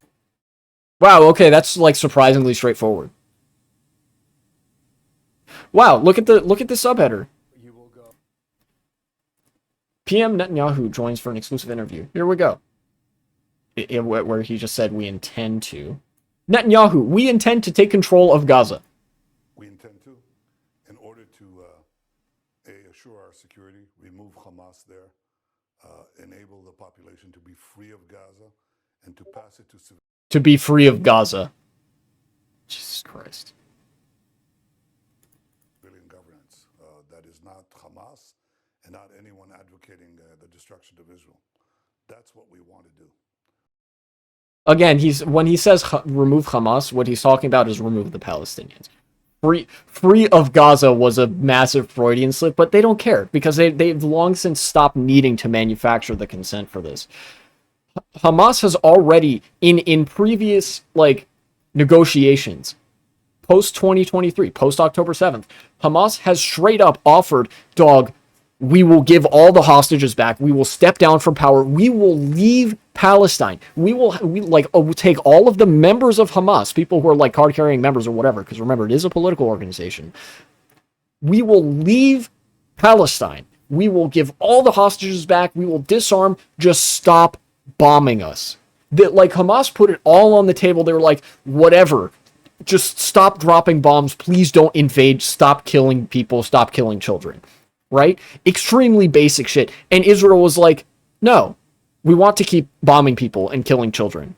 So we're going to refuse your offer to bring the hostages back, to give the hostages back, to step down from government. We're going to refuse your offer to unilaterally disarm because the terms of those agreements include us not killing children anymore. This happened a good like 2 or 3 times. Possibly even more. I don't remember every like round of negotiations that kind of happened and then didn't go anywhere. But in each one of them, Hamas was like, we'll give you back all the hostages that we have. We'll give them back. We'll leave. We'll step down. We will disarm. Just don't kill everybody. You know? And Israel obviously refused because their objective is to kill everybody. It's a genocide. They want them all dead or gone. It's that simple.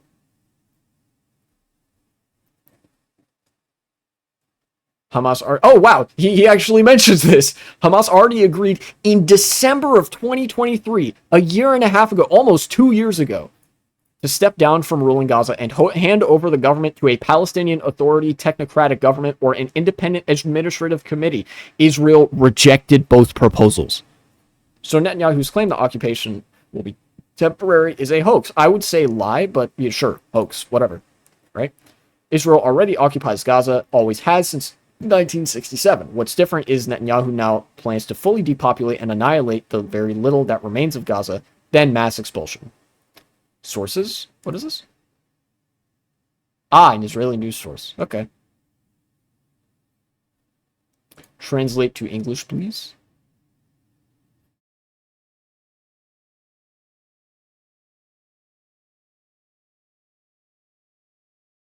Holy shit. Yeah, okay. Ironically, you can tell it's reliable because it's from like the most Hitlerite Israeli media source that's like criticizing the plan because it would involve giving money to like something that happens in Gaza. It's like, you want to give money to the Gazans? It's like, damn. This transcends being a professional hater. If you're a professional hater, I feel like, you know, you're in it for the love of the game.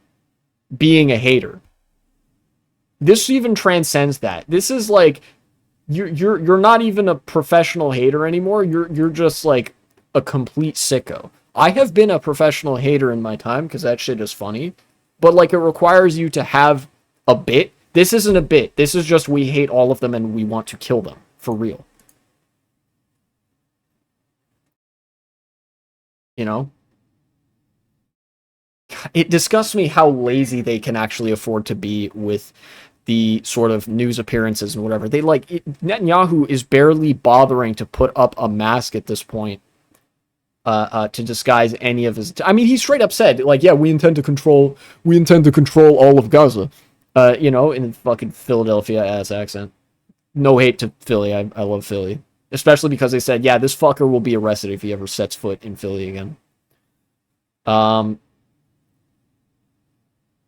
Jeez. Yeah, I don't know. Well, I do know, actually. I fucking hate this. I feel terrible about it.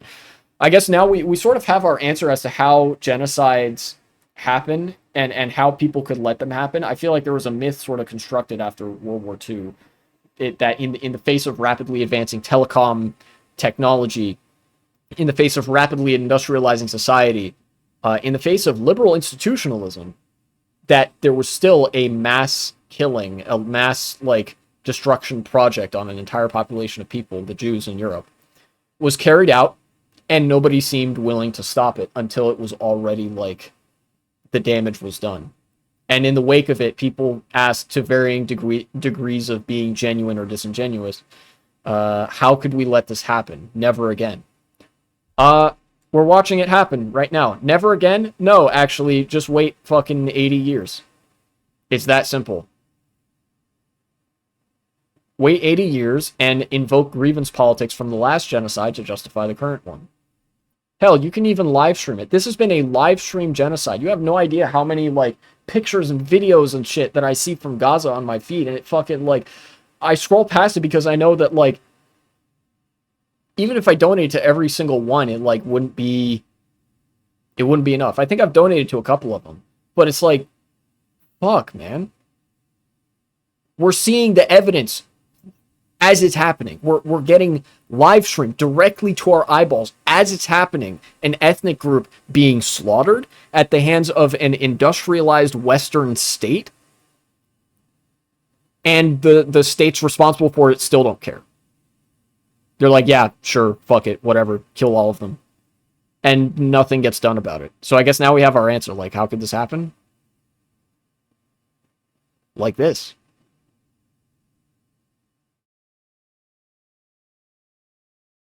Yeah, I saw that convo. I saw that. Look, I feel like this can be used as an argument against the state as a concept, right? Who's the Palestinian filmmaker that made a really good comedy film about life in Palestine, where he says, I want to raise the Palestinian flag so that we can then lower the Palestinian flag along with all flags. Basically saying, I want a Palestinian state so that we can destroy the Palestinian state with every other state on earth. Because this is legitimately the massive over-bureaucratized violence of the state is responsible for this. This is what states do. This is what defines the state. The control of an area demarked by borders and the authority and ability to use violence against a population. That is what defines states. That is all a state is ever capable of being.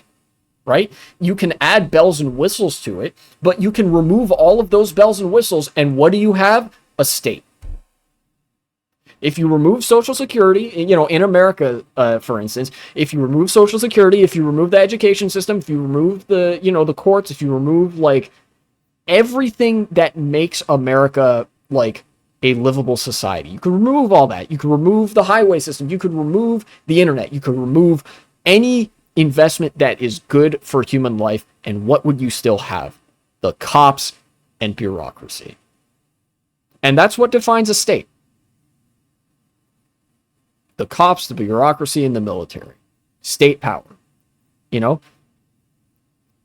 For any, like, good thing that a state does, you can remove that and still have a state. Oh, but, there's free school lunch programs. Yeah, free school lunch programs are good. If you remove those free school lunch programs, you would still have a state, a nation state, with borders and a force of, the force of violence backing it up. Fucking tax rebates. You remove those tax rebates, that doesn't make it not a state anymore. Sorry. This is essential, like the genocide in Gaza that we are witnessing right now. How did this happen? Because the present form that society takes is one governed by the nation state. The only way that you can get something like this to not happen is if you don't have a, like, extremely fucking authoritarian, autocratic form of political organization that relies on, like, violence directed top down by, like, I don't know, wealthy people and bureaucrats. Does that make sense? I do, like, I know this is kind of rosy, but I genuinely do feel like in a world that was composed of direct democracies, communities that were all, like, well, for lack of a better term, socialists, that didn't have a state, that didn't have these kinds of interests, the fucking military-industrial complex. In a world where none of that exists, I genuinely don't think that you get genocides like this. I don't think that this happens in that world, right? This hypothetical world where all flags have been lowered, all states have been destroyed, all of the hard power of a military force that will shoot you for acting out of line with some kind of bureaucratic objective. You know, all of the forces that make Israel's like apartheid over the Palestinian people, all of that shit. You remove the state, I genuinely don't think that you have that. Because the state is almost entirely defined. In fact, it is solely defined by its ability and authority to commit heinous violence against a population of people that would otherwise potentially be self-governing. You know, and we've seen throughout history, it is possible for forms of the state to arise completely naturally through nothing but free association with other persons. You know, this would be the origins of the feudal state, a state based on family power and social connection. You know, God, even that would be preferable to this, like a very basic family power kind of thing. Not that I would advocate for that. Because feudalism fucking sucks, too. Dipshit argues that Israel didn't want a genocide. I feel like, you know, for people who are still on that line, bro, just give it up. We know that, you know, you're lying, both to us and yourself. Nobody believes that. Nobody who says, oh, Israel doesn't want a genocide actually believes that. You know? They know that they're talking some shit.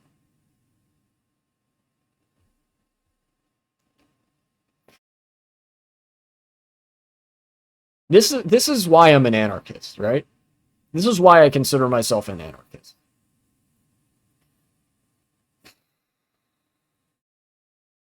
The state is not society. The state is a set of administrative bureaucratic organs over and above society that try to control it, and in some ways maybe try to support it. So that, like, I don't know, some grand vision could be met. And if you don't abide by that grand vision, whatever it is, you receive the violence of the state. Violence that you probably would not receive otherwise, you know? And for all the good that states rather have brought to the world, none of those things are essential to the state, and every single one of them had to be fought over against a state. Everything good that we enjoy right now in the United States, from social security to education to food, like free school lunch programs, to like any public service, anything that is good that the government provides as a public service, free at the point of usage, they didn't want to do that for you. They didn't want anybody to enjoy that good thing because the state is only concerned with one thing: self-preservation by means of violence and control. And the subservience of the population to, ensure that. All of what we enjoy right now, all of the like limited public services that we have, that's crumbs. That's the crumbs that they were willing to concede to us for threat of, I don't know, mass action or something. Right? And when you get, I feel like a genocide is almost inevitable when you have an apartheid state that goes unchallenged for long enough. When the authority of the state is unchallenged for long enough, it will inevitably turn to fascism. It will inevitably start consuming itself. Mass death will inevitably occur, right? When you have a apparatus, such as the state, whose sole purpose is to exercise the power of violence, to send in the military to, I don't know, crack some skulls or shoot somebody. When you have a set of organs for which that is the sole purpose, and you have a population that is so profoundly powerless so as to not even be able to exercise the regular forms of civil organization that polite society is used to. For example, civil rights protests in America. You know, it was a form of apartheid light, but nonetheless, there were certain things that the black community was able to do in America. Coalitions they were able to build, protests that they were able to do, strikes that they were able to go on, sit-ins, all that stuff. The Palestinians don't even have the ability to do that. They didn't have the ability to do that. You know, when that relationship, absolute state power versus absolute powerlessness of the people, of a certain group of people, exists for long enough, eventually it will come to bear that the state will discover it can simply exercise its power and force against that group of people with no consequence. And so it will begin to kill those people.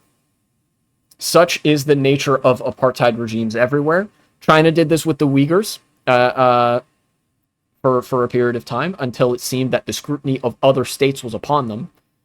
The United States did this with the black community for some time, where pogroms were sort of overlooked by the state.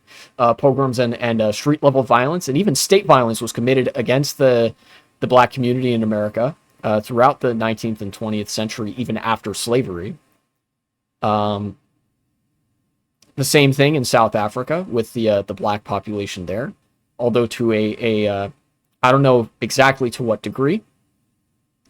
And of course, with Israel and Palestine today, their existence has almost entirely been defined by the state, an ethno-state that is defined by, violence and its affiliation to the ethnicity of being a like white European Jew, basically. Like the entire lifetime of the state of Israel has been defined by the oppression of an ethnic minority that they have stripped so much power from that there's nothing that they could do. Nothing. To be fair, I don't really believe in anarchism. The idea that the state is not really on your side is really true. Yeah, that's fine. Look, I'm not one of those kinds of people that will insist like everybody should be an anarchist or whatever. But like, I think that there are certain critiques of the state that drive me to be an anarchist that are like unavoidable. And ultimately, that's the most agreeable one. The state is not on your side. You, as a member of society, assuming you believe in something, your job is you want to make life better for yourself, for others, whatever. The government's job, the job of the state, rather, the job of the state is to prevent you from making life better. And that is the relationship that defines a lot of people's lives. And of course, the more power is consolidated in the hands of private owners, in private ownership or whatever, the more that resembles and grows proximal to the infrastructure of the state.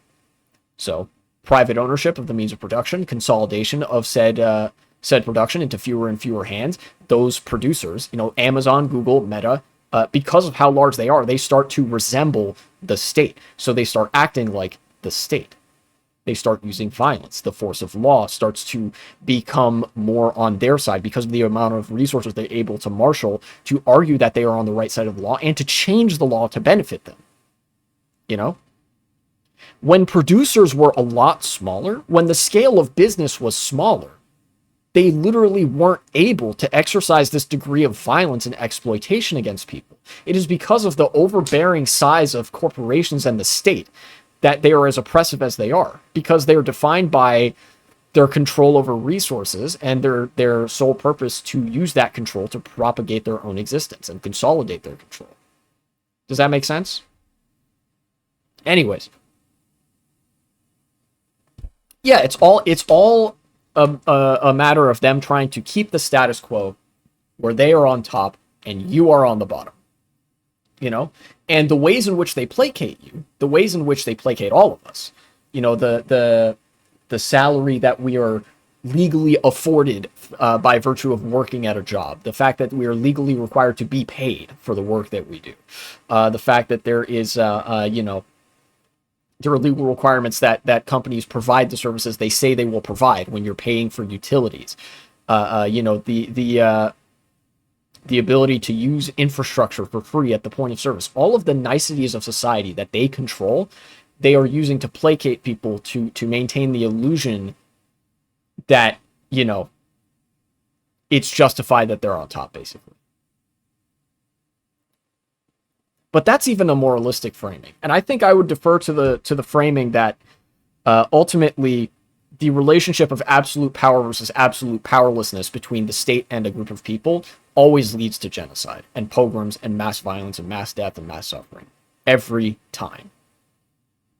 And that is why Israel can commit a genocide and literally live stream it to the world. We all saw this. Everybody saw it coming before October 7th. Everybody saw it unfolding after October 7th. We saw it get worse by the day. We saw the death toll pile up. We saw the infrastructure of Gaza decay and be destroyed in real time. And no consequence came of it. Because the violence was being perpetrated by a state against a powerless group of people. What forces of accountability are there for the state? There are none. The state is the force of accountability. They monopolize the force. They monopolize the power to do things.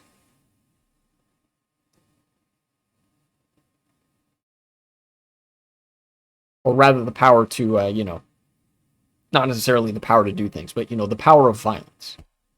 They monopolize violence. So the only thing that you could threaten them with is something that they have absolute control over.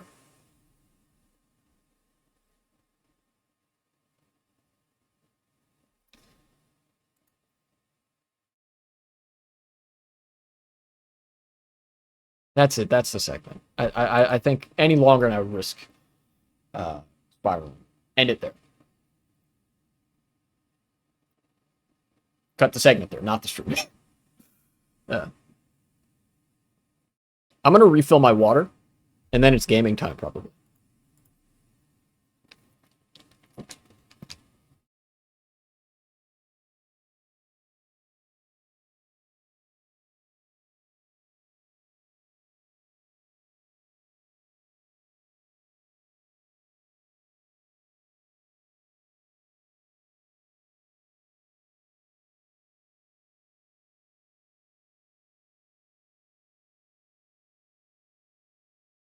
Ooh. Cat cam. Cat cam. Look, it's my kitty cam.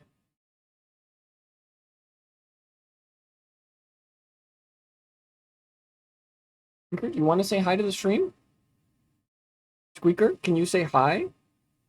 You're very talkative with me. Can you say hi? Hmm? Yeah? Yeah, look at that. That's you. And me. She watches YouTube videos with me sometimes? Like when she sits on my lap and I have a YouTube video going, sometimes she'll watch the YouTube video and seems to like genuinely take an interest in what's happening, which is really cute, and I like it. I love her. You got airplane ears? Okay, she wants to get them. Yeah, yeah, yeah. I know, baby.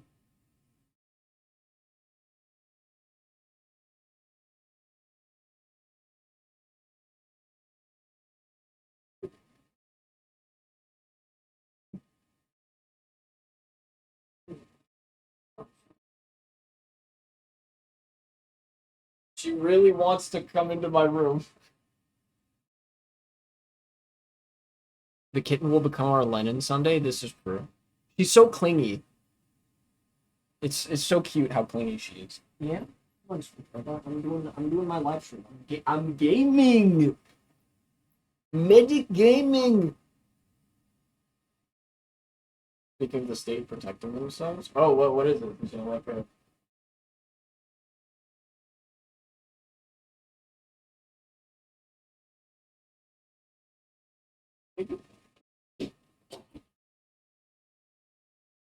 clingy? It's Marks then. True. That's facts. She is the Marx to my Engels. She is the Stalin to my Lenin. Stalin was really fucking clingy with Lenin too, from what I've read about him at least.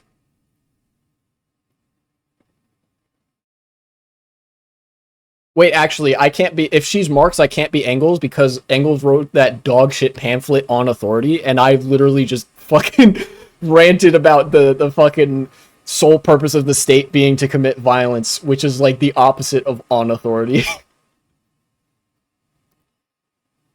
Just read on Twitter of cops breaking someone's window and dragging them out.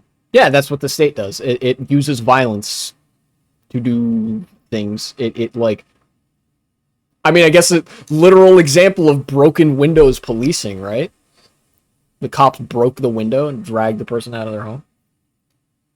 That's not actually what broken windows policing refers to. It refers to heavily policing the areas that have broken windows. It's like it's an inverse of sociology where like you send in the oppressive forces of the state to keep somewhere poor as opposed to like actually investing in alleviating the pressures that keep somewhere in poverty. It's like anti-sociology. Anyways, I'm gonna actually change the details of the stream. Maybe.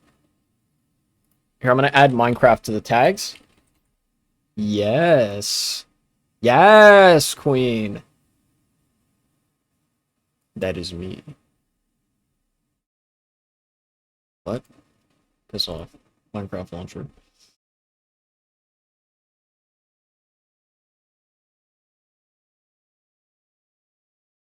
Now I will change it to the Minecraft category.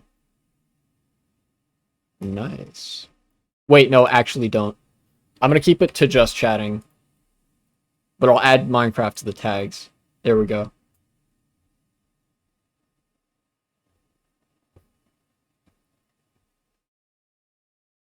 Please launch Minecraft? What is happening? End task, please. Sometimes this happens where I'll launch Minecraft and it's like, okay,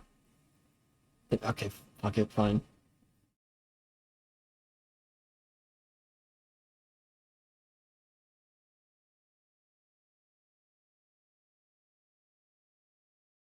Use my password, dumbass. Alright.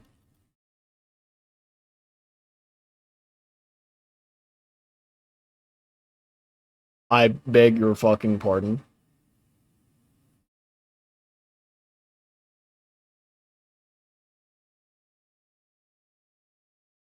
Failed to initialize your account. I hate the new Minecraft launcher. I hate everything about what Microsoft has done to Minecraft. Here, I'll just set this up right away so you can see what I'm seeing. Actually, no, I won't because I have to type in my password. I'm not showing you guys that.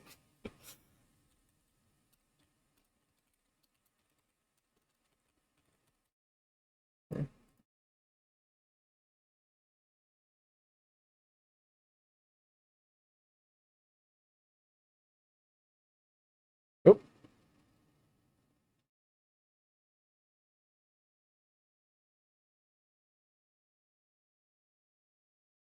Incorrect. Oh.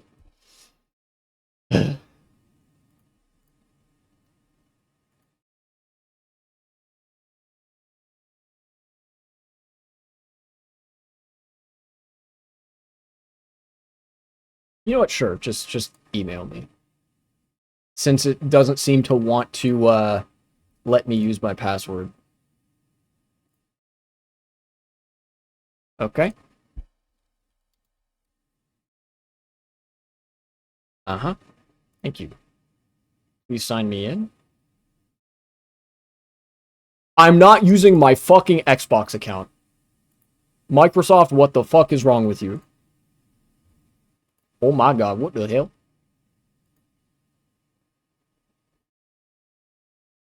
I'm looking this shit up.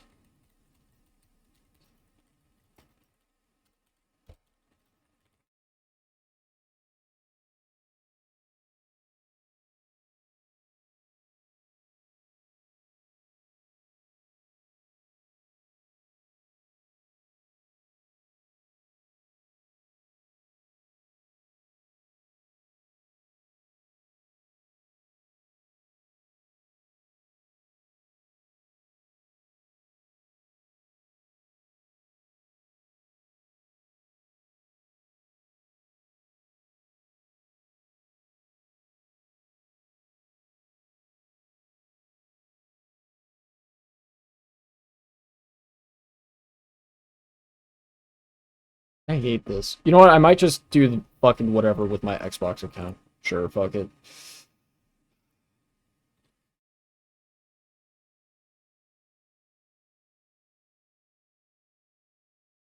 I'll probably just do the like, yeah, email me a code again. And then if it asks me to like, use your Xbox account, then fuck it. Because I'm going to play Minecraft and you are not going to stop me, Microsoft. I fucking hate Microsoft. I fucking hate tech companies. I hate inshitification. I hate so many things about capitalism.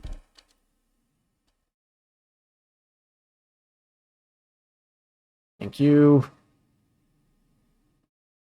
Yeah, that's me. Okay, cool. Are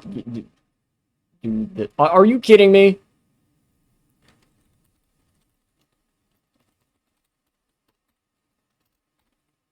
Okay, next.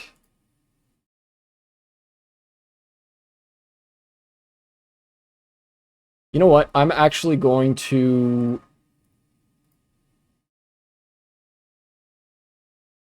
check like my password manager for this shit. I'm not taking any chances on this.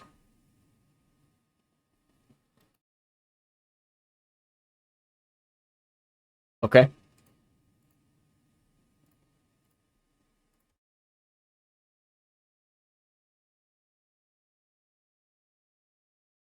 Incorrect.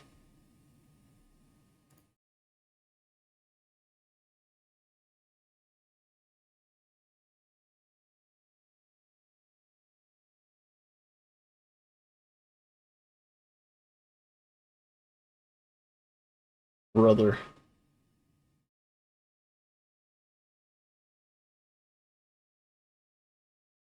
You know what? It has been forever since I used this other email. I might actually need to do that.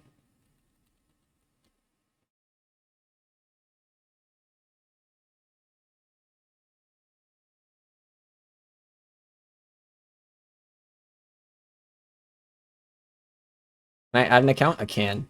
Nice.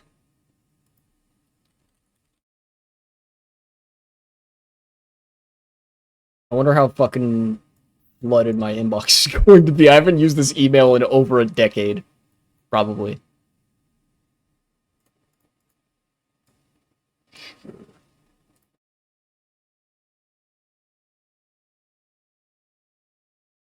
Are signing in another way?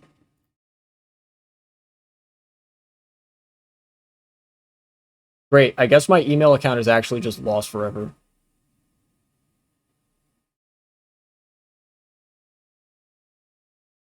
I swear if it like nukes my Minecraft account over this, I would hate that. I would hate it so much.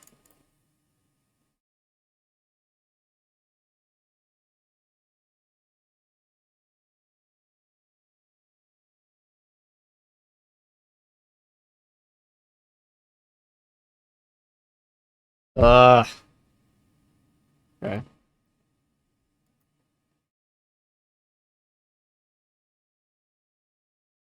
Cancel.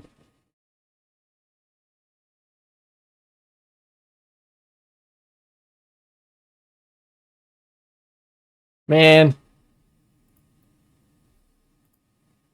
Dumbass.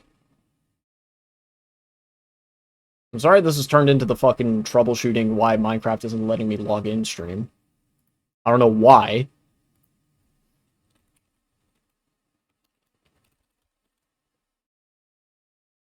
Use my password, please. That's me. Please let me use my account. Oh my fucking god. It's doing it again.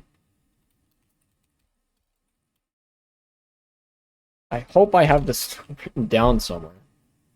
So otherwise this is going to be a nightmare.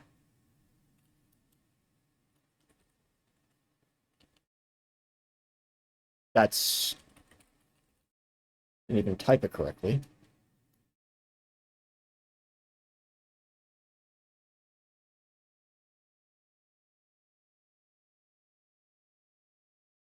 Sign in as blocked. Great, thank you.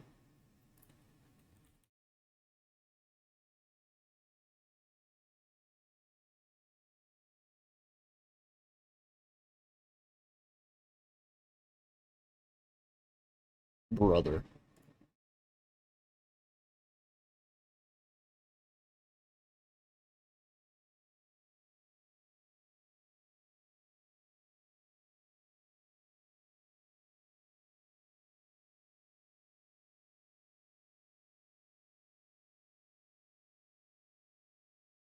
You know what? I'm gonna end task here. Minecraft launcher. Sorry, you guys still can't see any of what I'm doing here, but Minecraft, for whatever reason, has decided I'm not allowed to log in today. No clue why.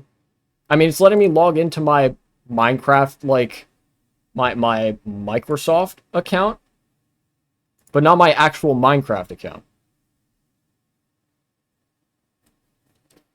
Sign it. No, fuck off, Microsoft. Yeah.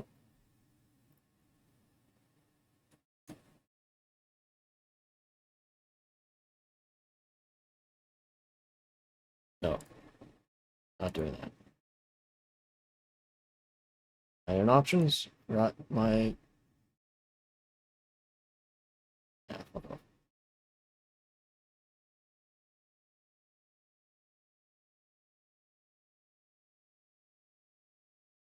God damn it.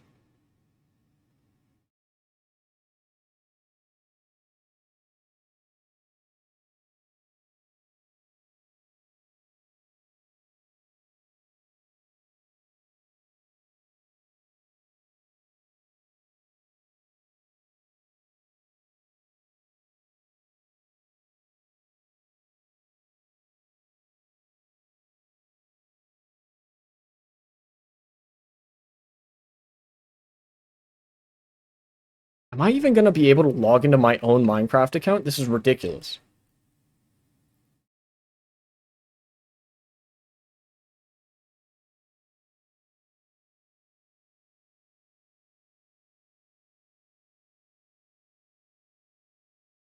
I know. Yeah, that's fair. Okay.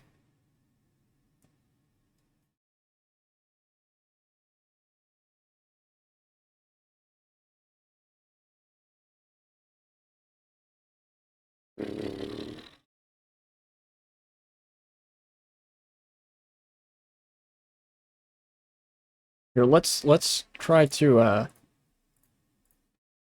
gonna try to log in on my browser.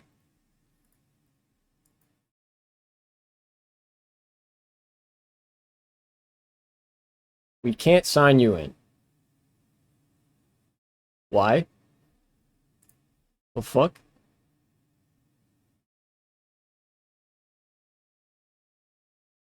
Um,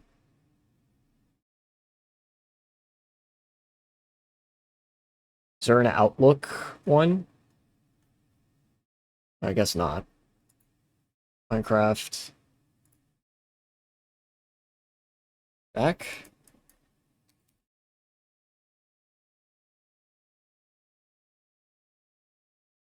I'm bro. Oh wait, hold on. I think here, view all accounts. Manage account? Sign in.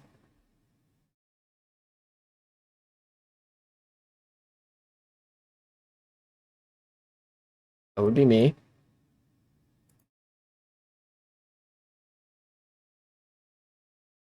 I don't have any of these. I'm trying to get back into this. Oh, perfect. Okay. Opportunity, maybe? Hold up.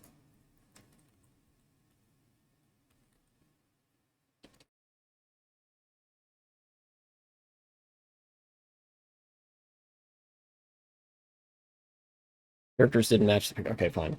3D. H. There.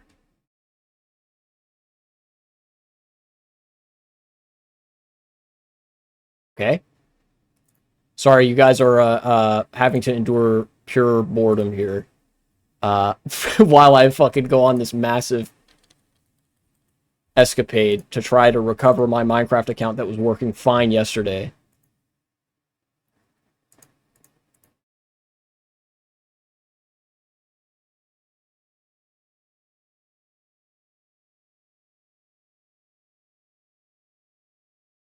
Not giving up this fucking account.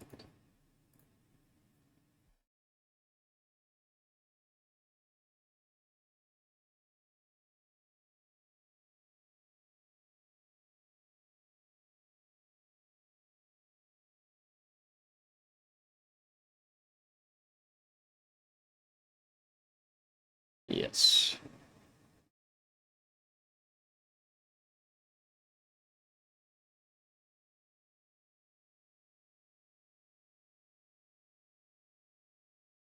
Back.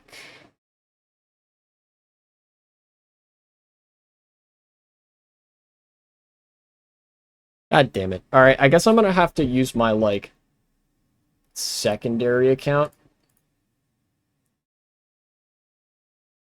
Hold on.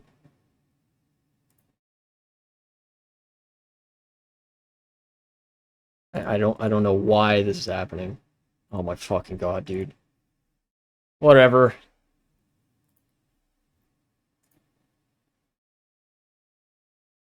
Where's, let's see. Skins, maybe?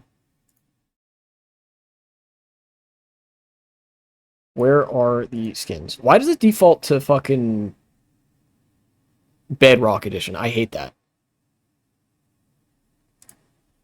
God damn it. Leave it to Microsoft to actually destroy something that, like, made an entire generation of like, gaming culture. See, this is what I mean by companies and shitifying shit. You saw how many hoops I was having to jump through there? Like, looking back and forth, going to different websites. I obviously didn't show it because it involved inputting a ton of personal information. All that shit is, like, floating around there in Microsoft servers somewhere. They're going to sell that data to somebody, and they're going to build a profile. Then some shit. You know?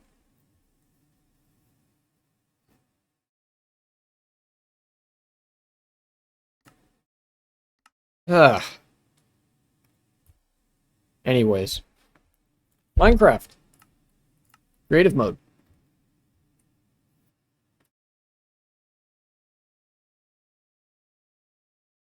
Oh, this shit again.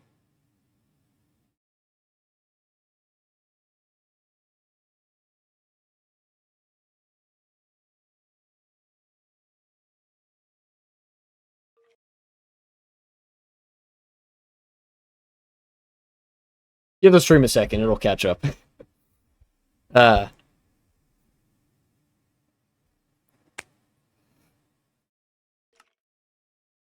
how are we looking on stream? Hello, skeleton. Let me show you guys actually what I am working on at present.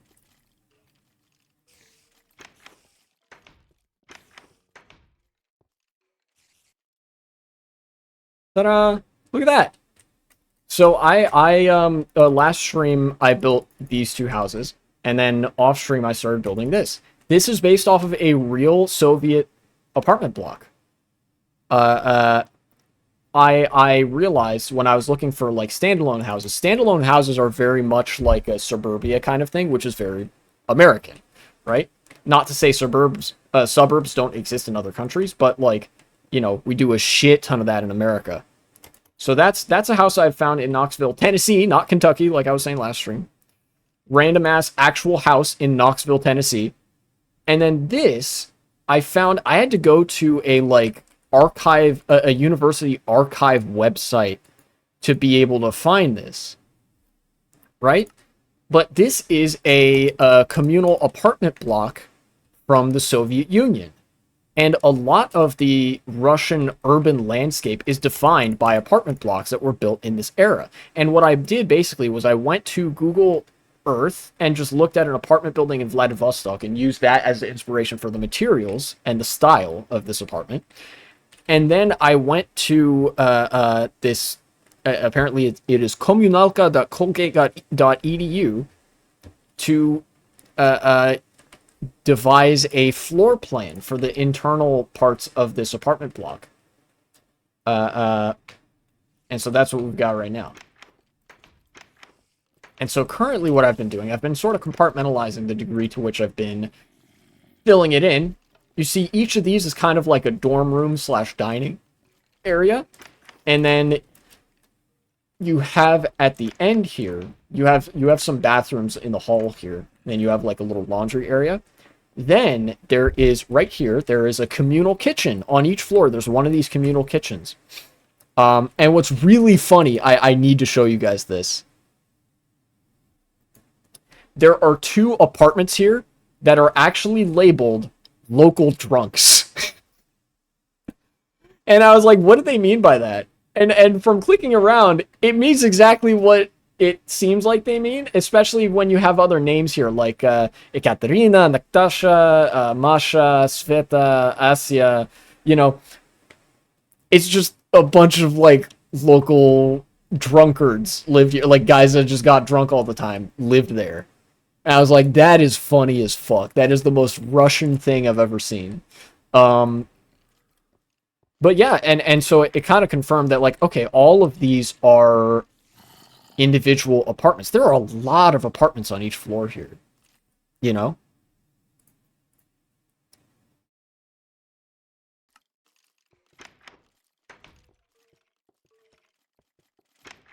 So what I'm doing now is if there are some apartments that have like a 3 blocks by 5 blocks dimension inside, and I'm going through and filling those in first with a kind of template that like I want to have some storage, want to have the bed, the enchantment table, like a little sitting area, and a couple of paintings, right? Just to make sure it feels kind of like an apartment. And then oh, actually I forgot crafting table. How could I do this? I can't believe that Joe Biden would do this. Here, I'll change that to this. I will have this be the crafting table. I'll put the enchanting table up here, probably. I'll have a little painting there. I think that works. That works out. Yeah. There are a lot of mobs walking around here. As I light up the building, one thing I've learned about building larger buildings, or really just building anything where it's like really dark inside initially, is that you can actually just kind of leave the mobs to their own devices. And I think as you light it up, they despawn over time, which is interesting. So this actually, because that's the top floor, I kind of forgot. Yeah, this has to have like a thing there. But the fact that you can use trapdoors like this is actually so useful to create these a little bit more claustrophobic and realistic seeming apartment staircases, you know?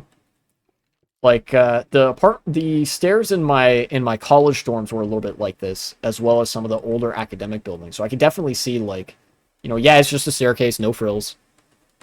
You know? Purely meant for the functionality of like you're walking up or down the stairs. It can be a little bit cramped even. Hello, skeleton. I believe this was one, yeah, this was one of the rooms that I was looking at. So here I could probably start with something like this.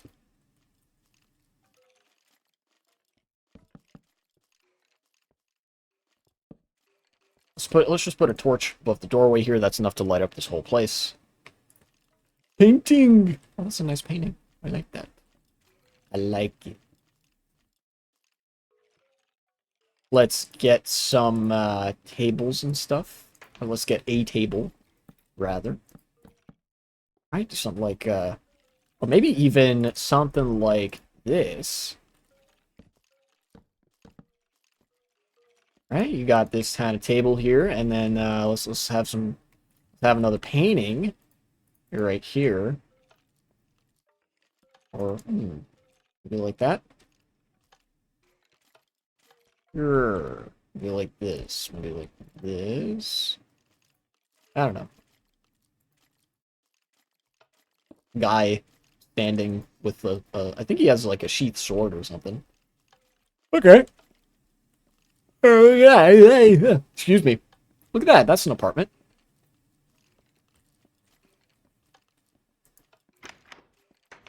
And this is only meant for like one person, but then you can have friends over. You can sit and have a nice lunch in your apartment, right? And then the larger ones, I think there are some, yeah, this one you could be like, okay, so this would be for 2 people. Or like this one could be for 2 or 3 people, right? Because there's 2 rooms. The communalkas in the Soviet Union were actually known for how compact and sometimes like claustrophobically small they were, which is could be a problem at times. Luckily, in future iterations of these apartments, they actually kind of address that. With the Khrushchevkas and Brezhnevkas, apartments on the inside were a little bit bigger, which is nice. It was like a massive upgrade to the housing situation of you know, basically everybody in Russia, for the most part. You know, you went from tenements to communalkas to to Khrushchevkas and then Brezhnevkas.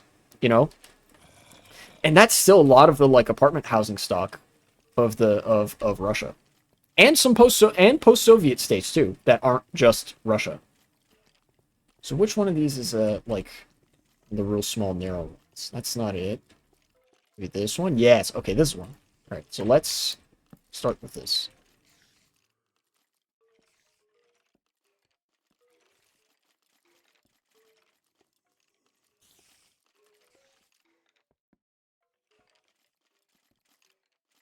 Soviet housing policy is something I find to be quite interesting, in case you hadn't picked up on that.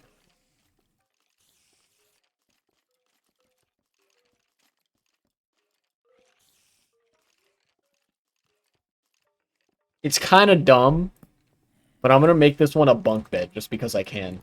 Or like a loft bed.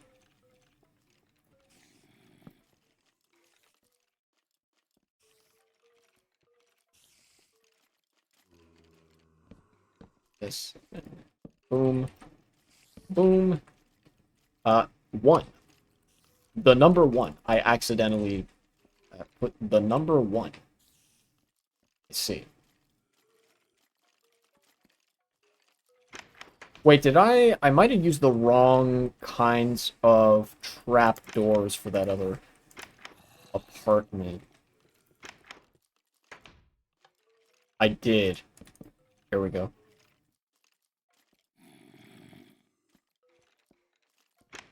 Okay. Let us now go back here. I will put signs over the doors, too, to indicate, like, unit numbers.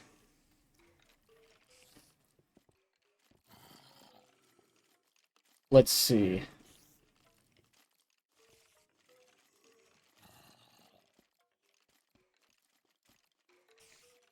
That there. Maybe I could do something like this.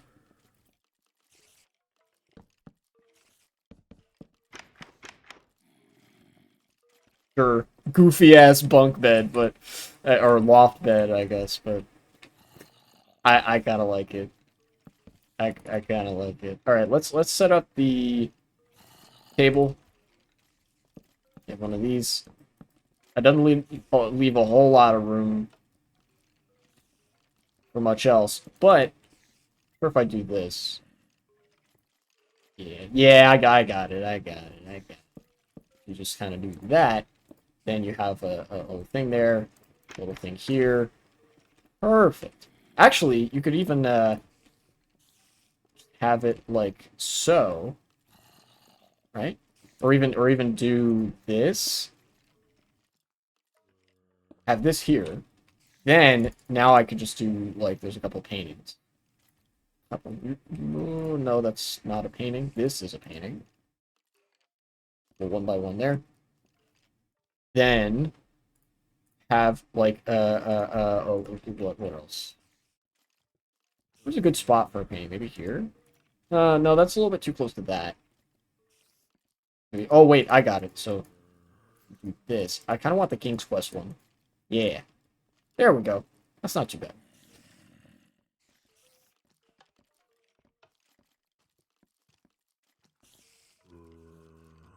Yeah.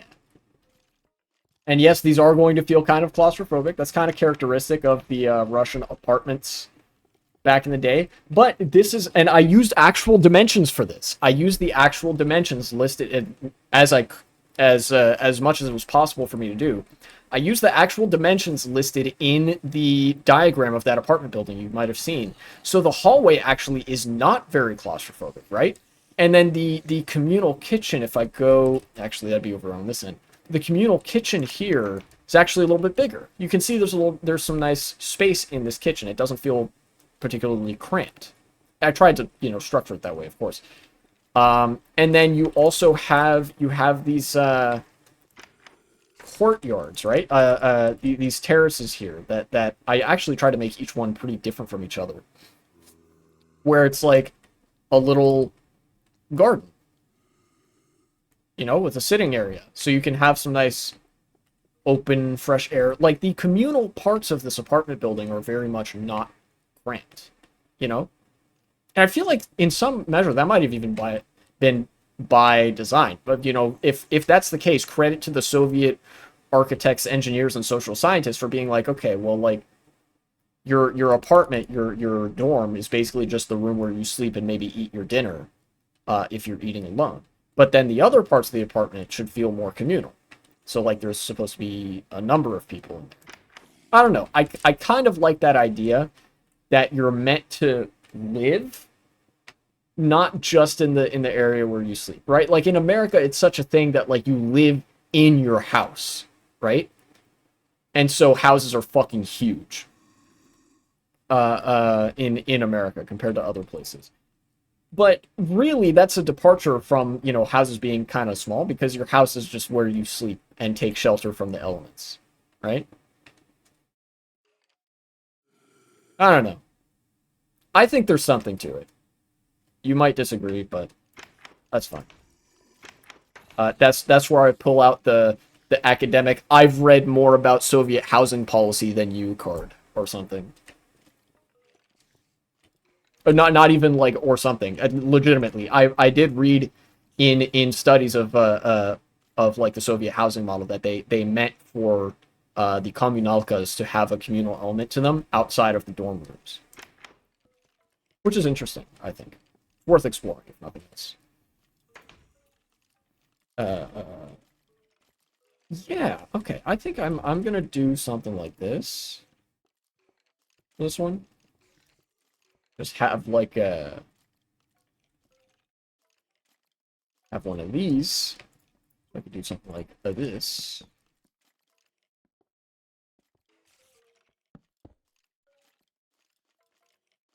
Something like this. Okay. Then table.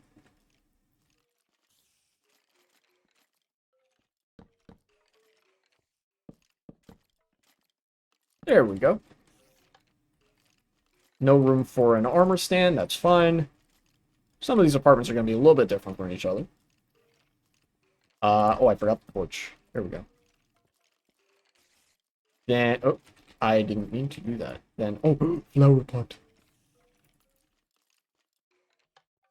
That's so true. Then paintings. Paintings. Where do I want some paintings? Oh, I want here. It's a little bit too big. That's it's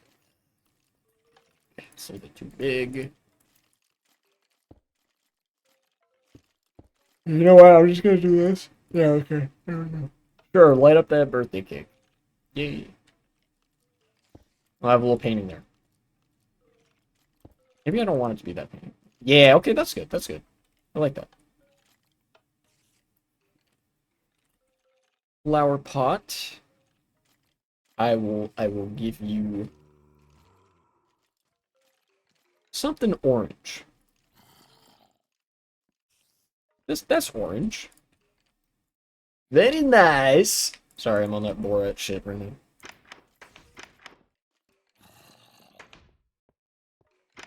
Okay. And you may notice as well, I'm a little bit methodical about this, where all of the rooms that are incomplete that I haven't filled in yet, they have the doors open. But with the rooms that are complete, that are filled in, I have the doors closed. Which means like, oh yeah, I've already done that. You know? So it actually enables me to go back and check for reference what I've done in each room. Is the other room that I did, kind of like that. Okay. And there's 2 stairwells.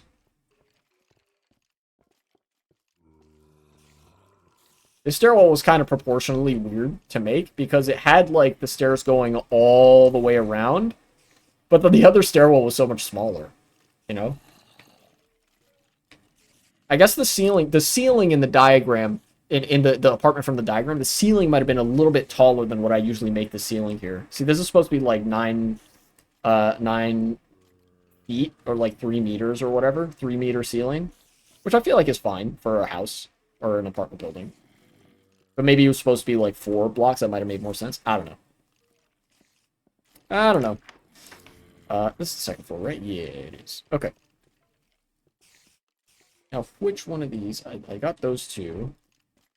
This is the one that has a branching room there, so I'm not doing that one. Not doing that one. I think that's it for the very small dorms. Yeah, okay, that is. So now on to the ground floor.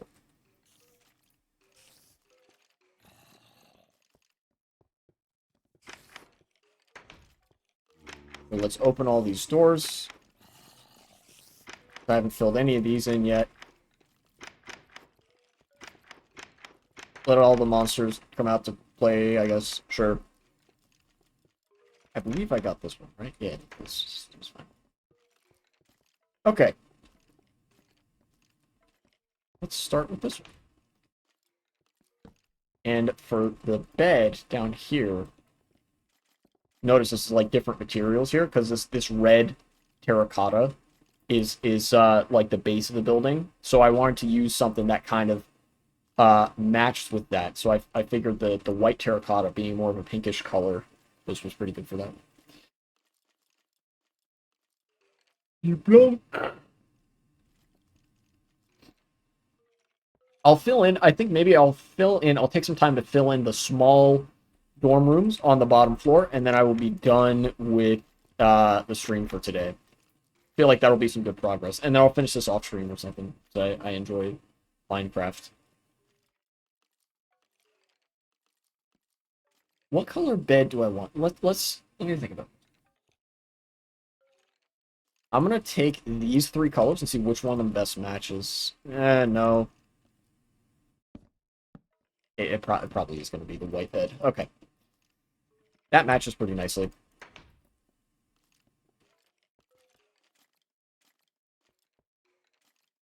That I didn't need to stack those, or get two of them, rather. I didn't mean it.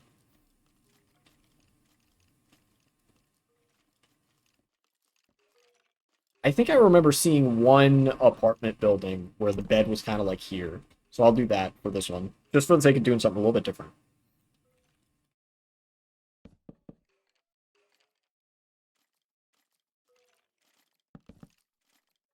Right? In fact, I think I've got an idea to do something like this. Right? I'll have the table be back here. Right? And the crafting bench be here. Yeah, look at that. Okay, and then I can do something like this. Right? Actually, I don't even need to do that. Something like this. Okay. All right. We're getting somewhere. Hold on. I'm so used to having stuff like up here. I guess I could just do this. Right? A little cubby. I'll just say that's optional. But I actually really like, when I'm making small houses for myself, like in survival mode, I really like the feeling of the bed being cozy and snugly fit in a corner where you have like your shelf above you. Because that's kind of what it was like in college. I don't know. It kind of reminds me of that. Oh, that's nice. Nice painting. Then I just want a really small painting here. Maybe let's try for one that I haven't gotten yet. I haven't got that one yet. Okay, that's good. Nice window. Very nice. You need to close that.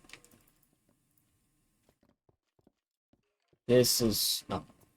That has a door in there. Okay. Okay, these two are also small apartments. So I'm gonna actually light these up because there's only 3, I think, on each floor. You know.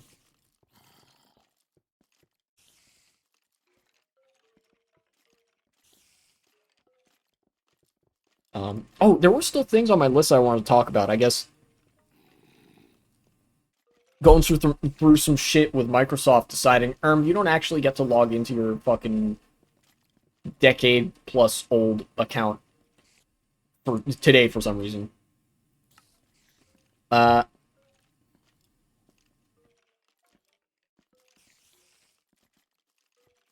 kind of threw me off. Anyways,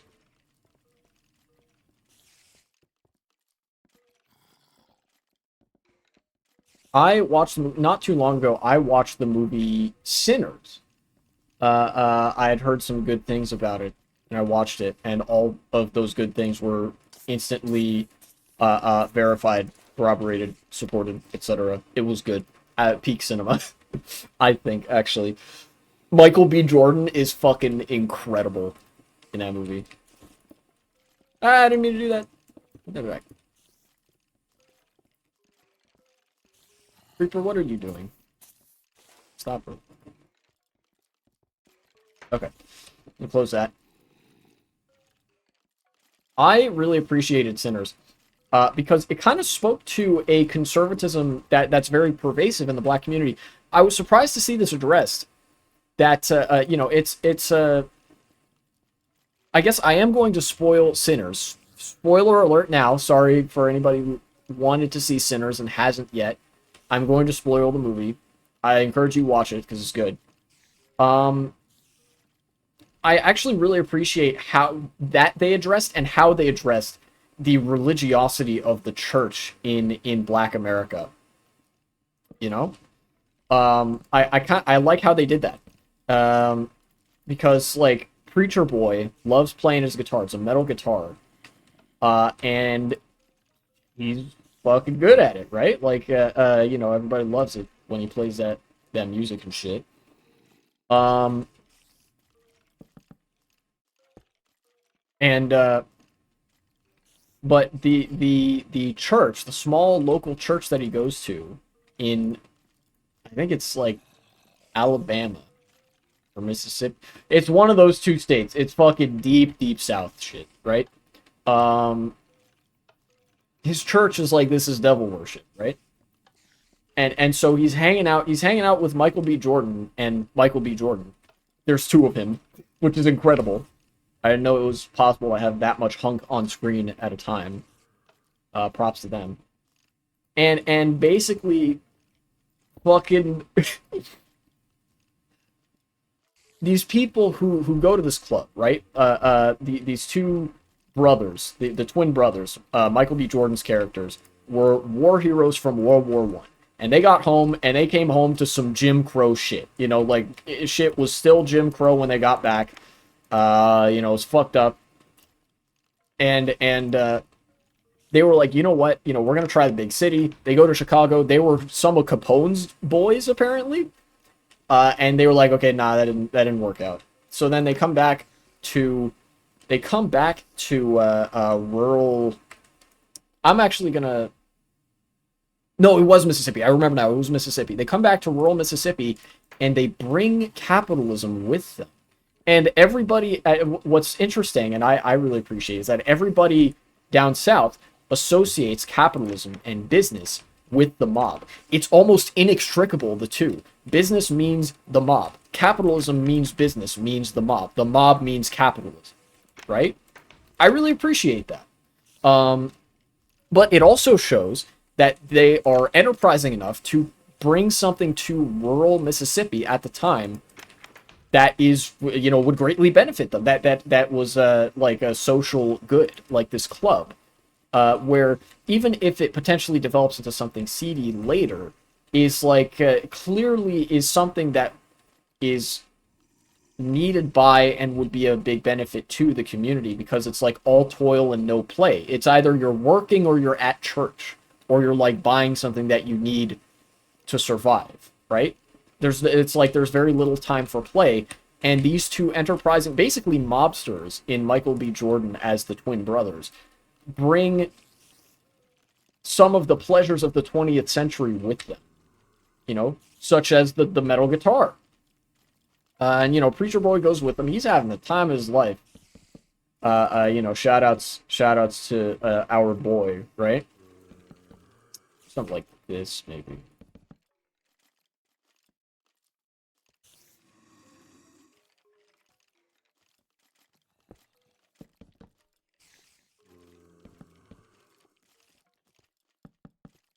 No, you know what? I think I know where to do this.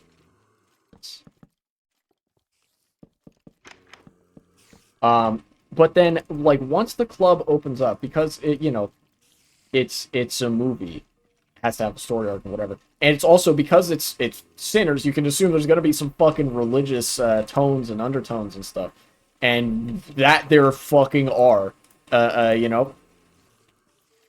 Game's telling me to do that painting. It's a good painting.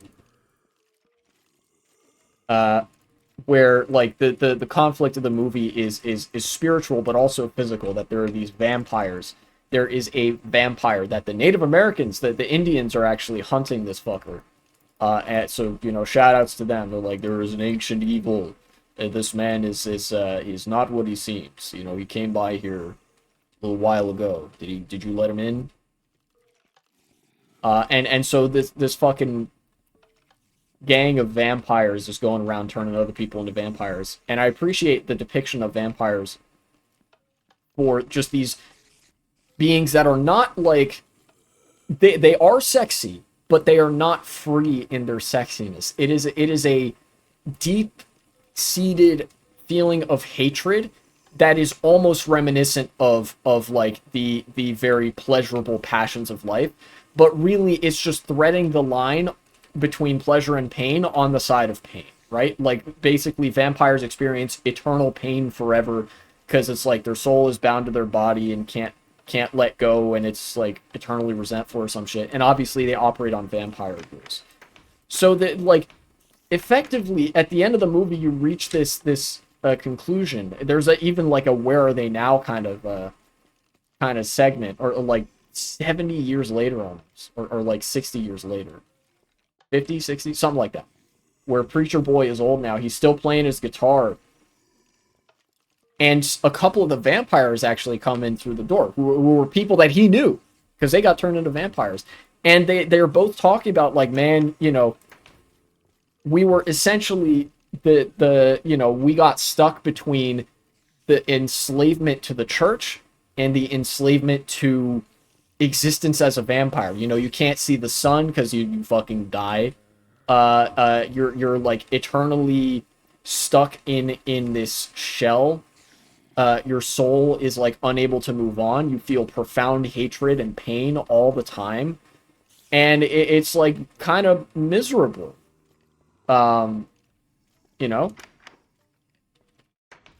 and the vampire actually says, you know, for that brief moment, for that night before the sun set, before all the vampires came out. This is the guy who's been turned into a vampire. He says, you know, before the sun went down and the vampires came out, you know, in that club, listening to that music, playing that music, we were free. And the movie actually, like, ends with that. It ends with them just, like, peaceably leaving the bar. You know, these vampires who spent all this time, like, trying to turn everybody into vampires, they come in, they just have a very somber and sobering conversation with this old man who we followed as a teenage boy in the earlier parts of the movie, and they were like, you know what? You know, we were both enslaved by these oppressive structures, but for a little while there, life was pretty good, wasn't it? I really liked the movie. It was nice. It was cinema, absolute cinema. Fucking love it. Anyways.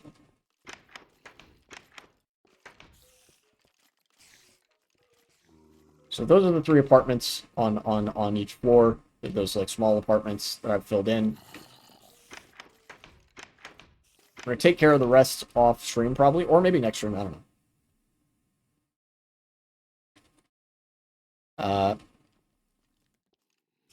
But yeah, I'd recommend that people watch Sinners. It's good. Again, it was very spoiler heavy, so it kind of relies on you having already. Look, whatever. I talked about what I wanted to talk about. I did my fucking thing, right?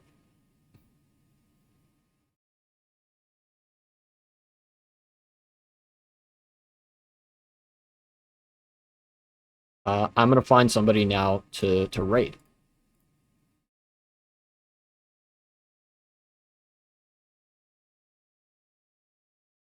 Aoife is live. What's she doing?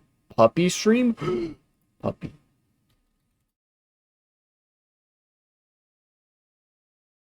That's okay. All right.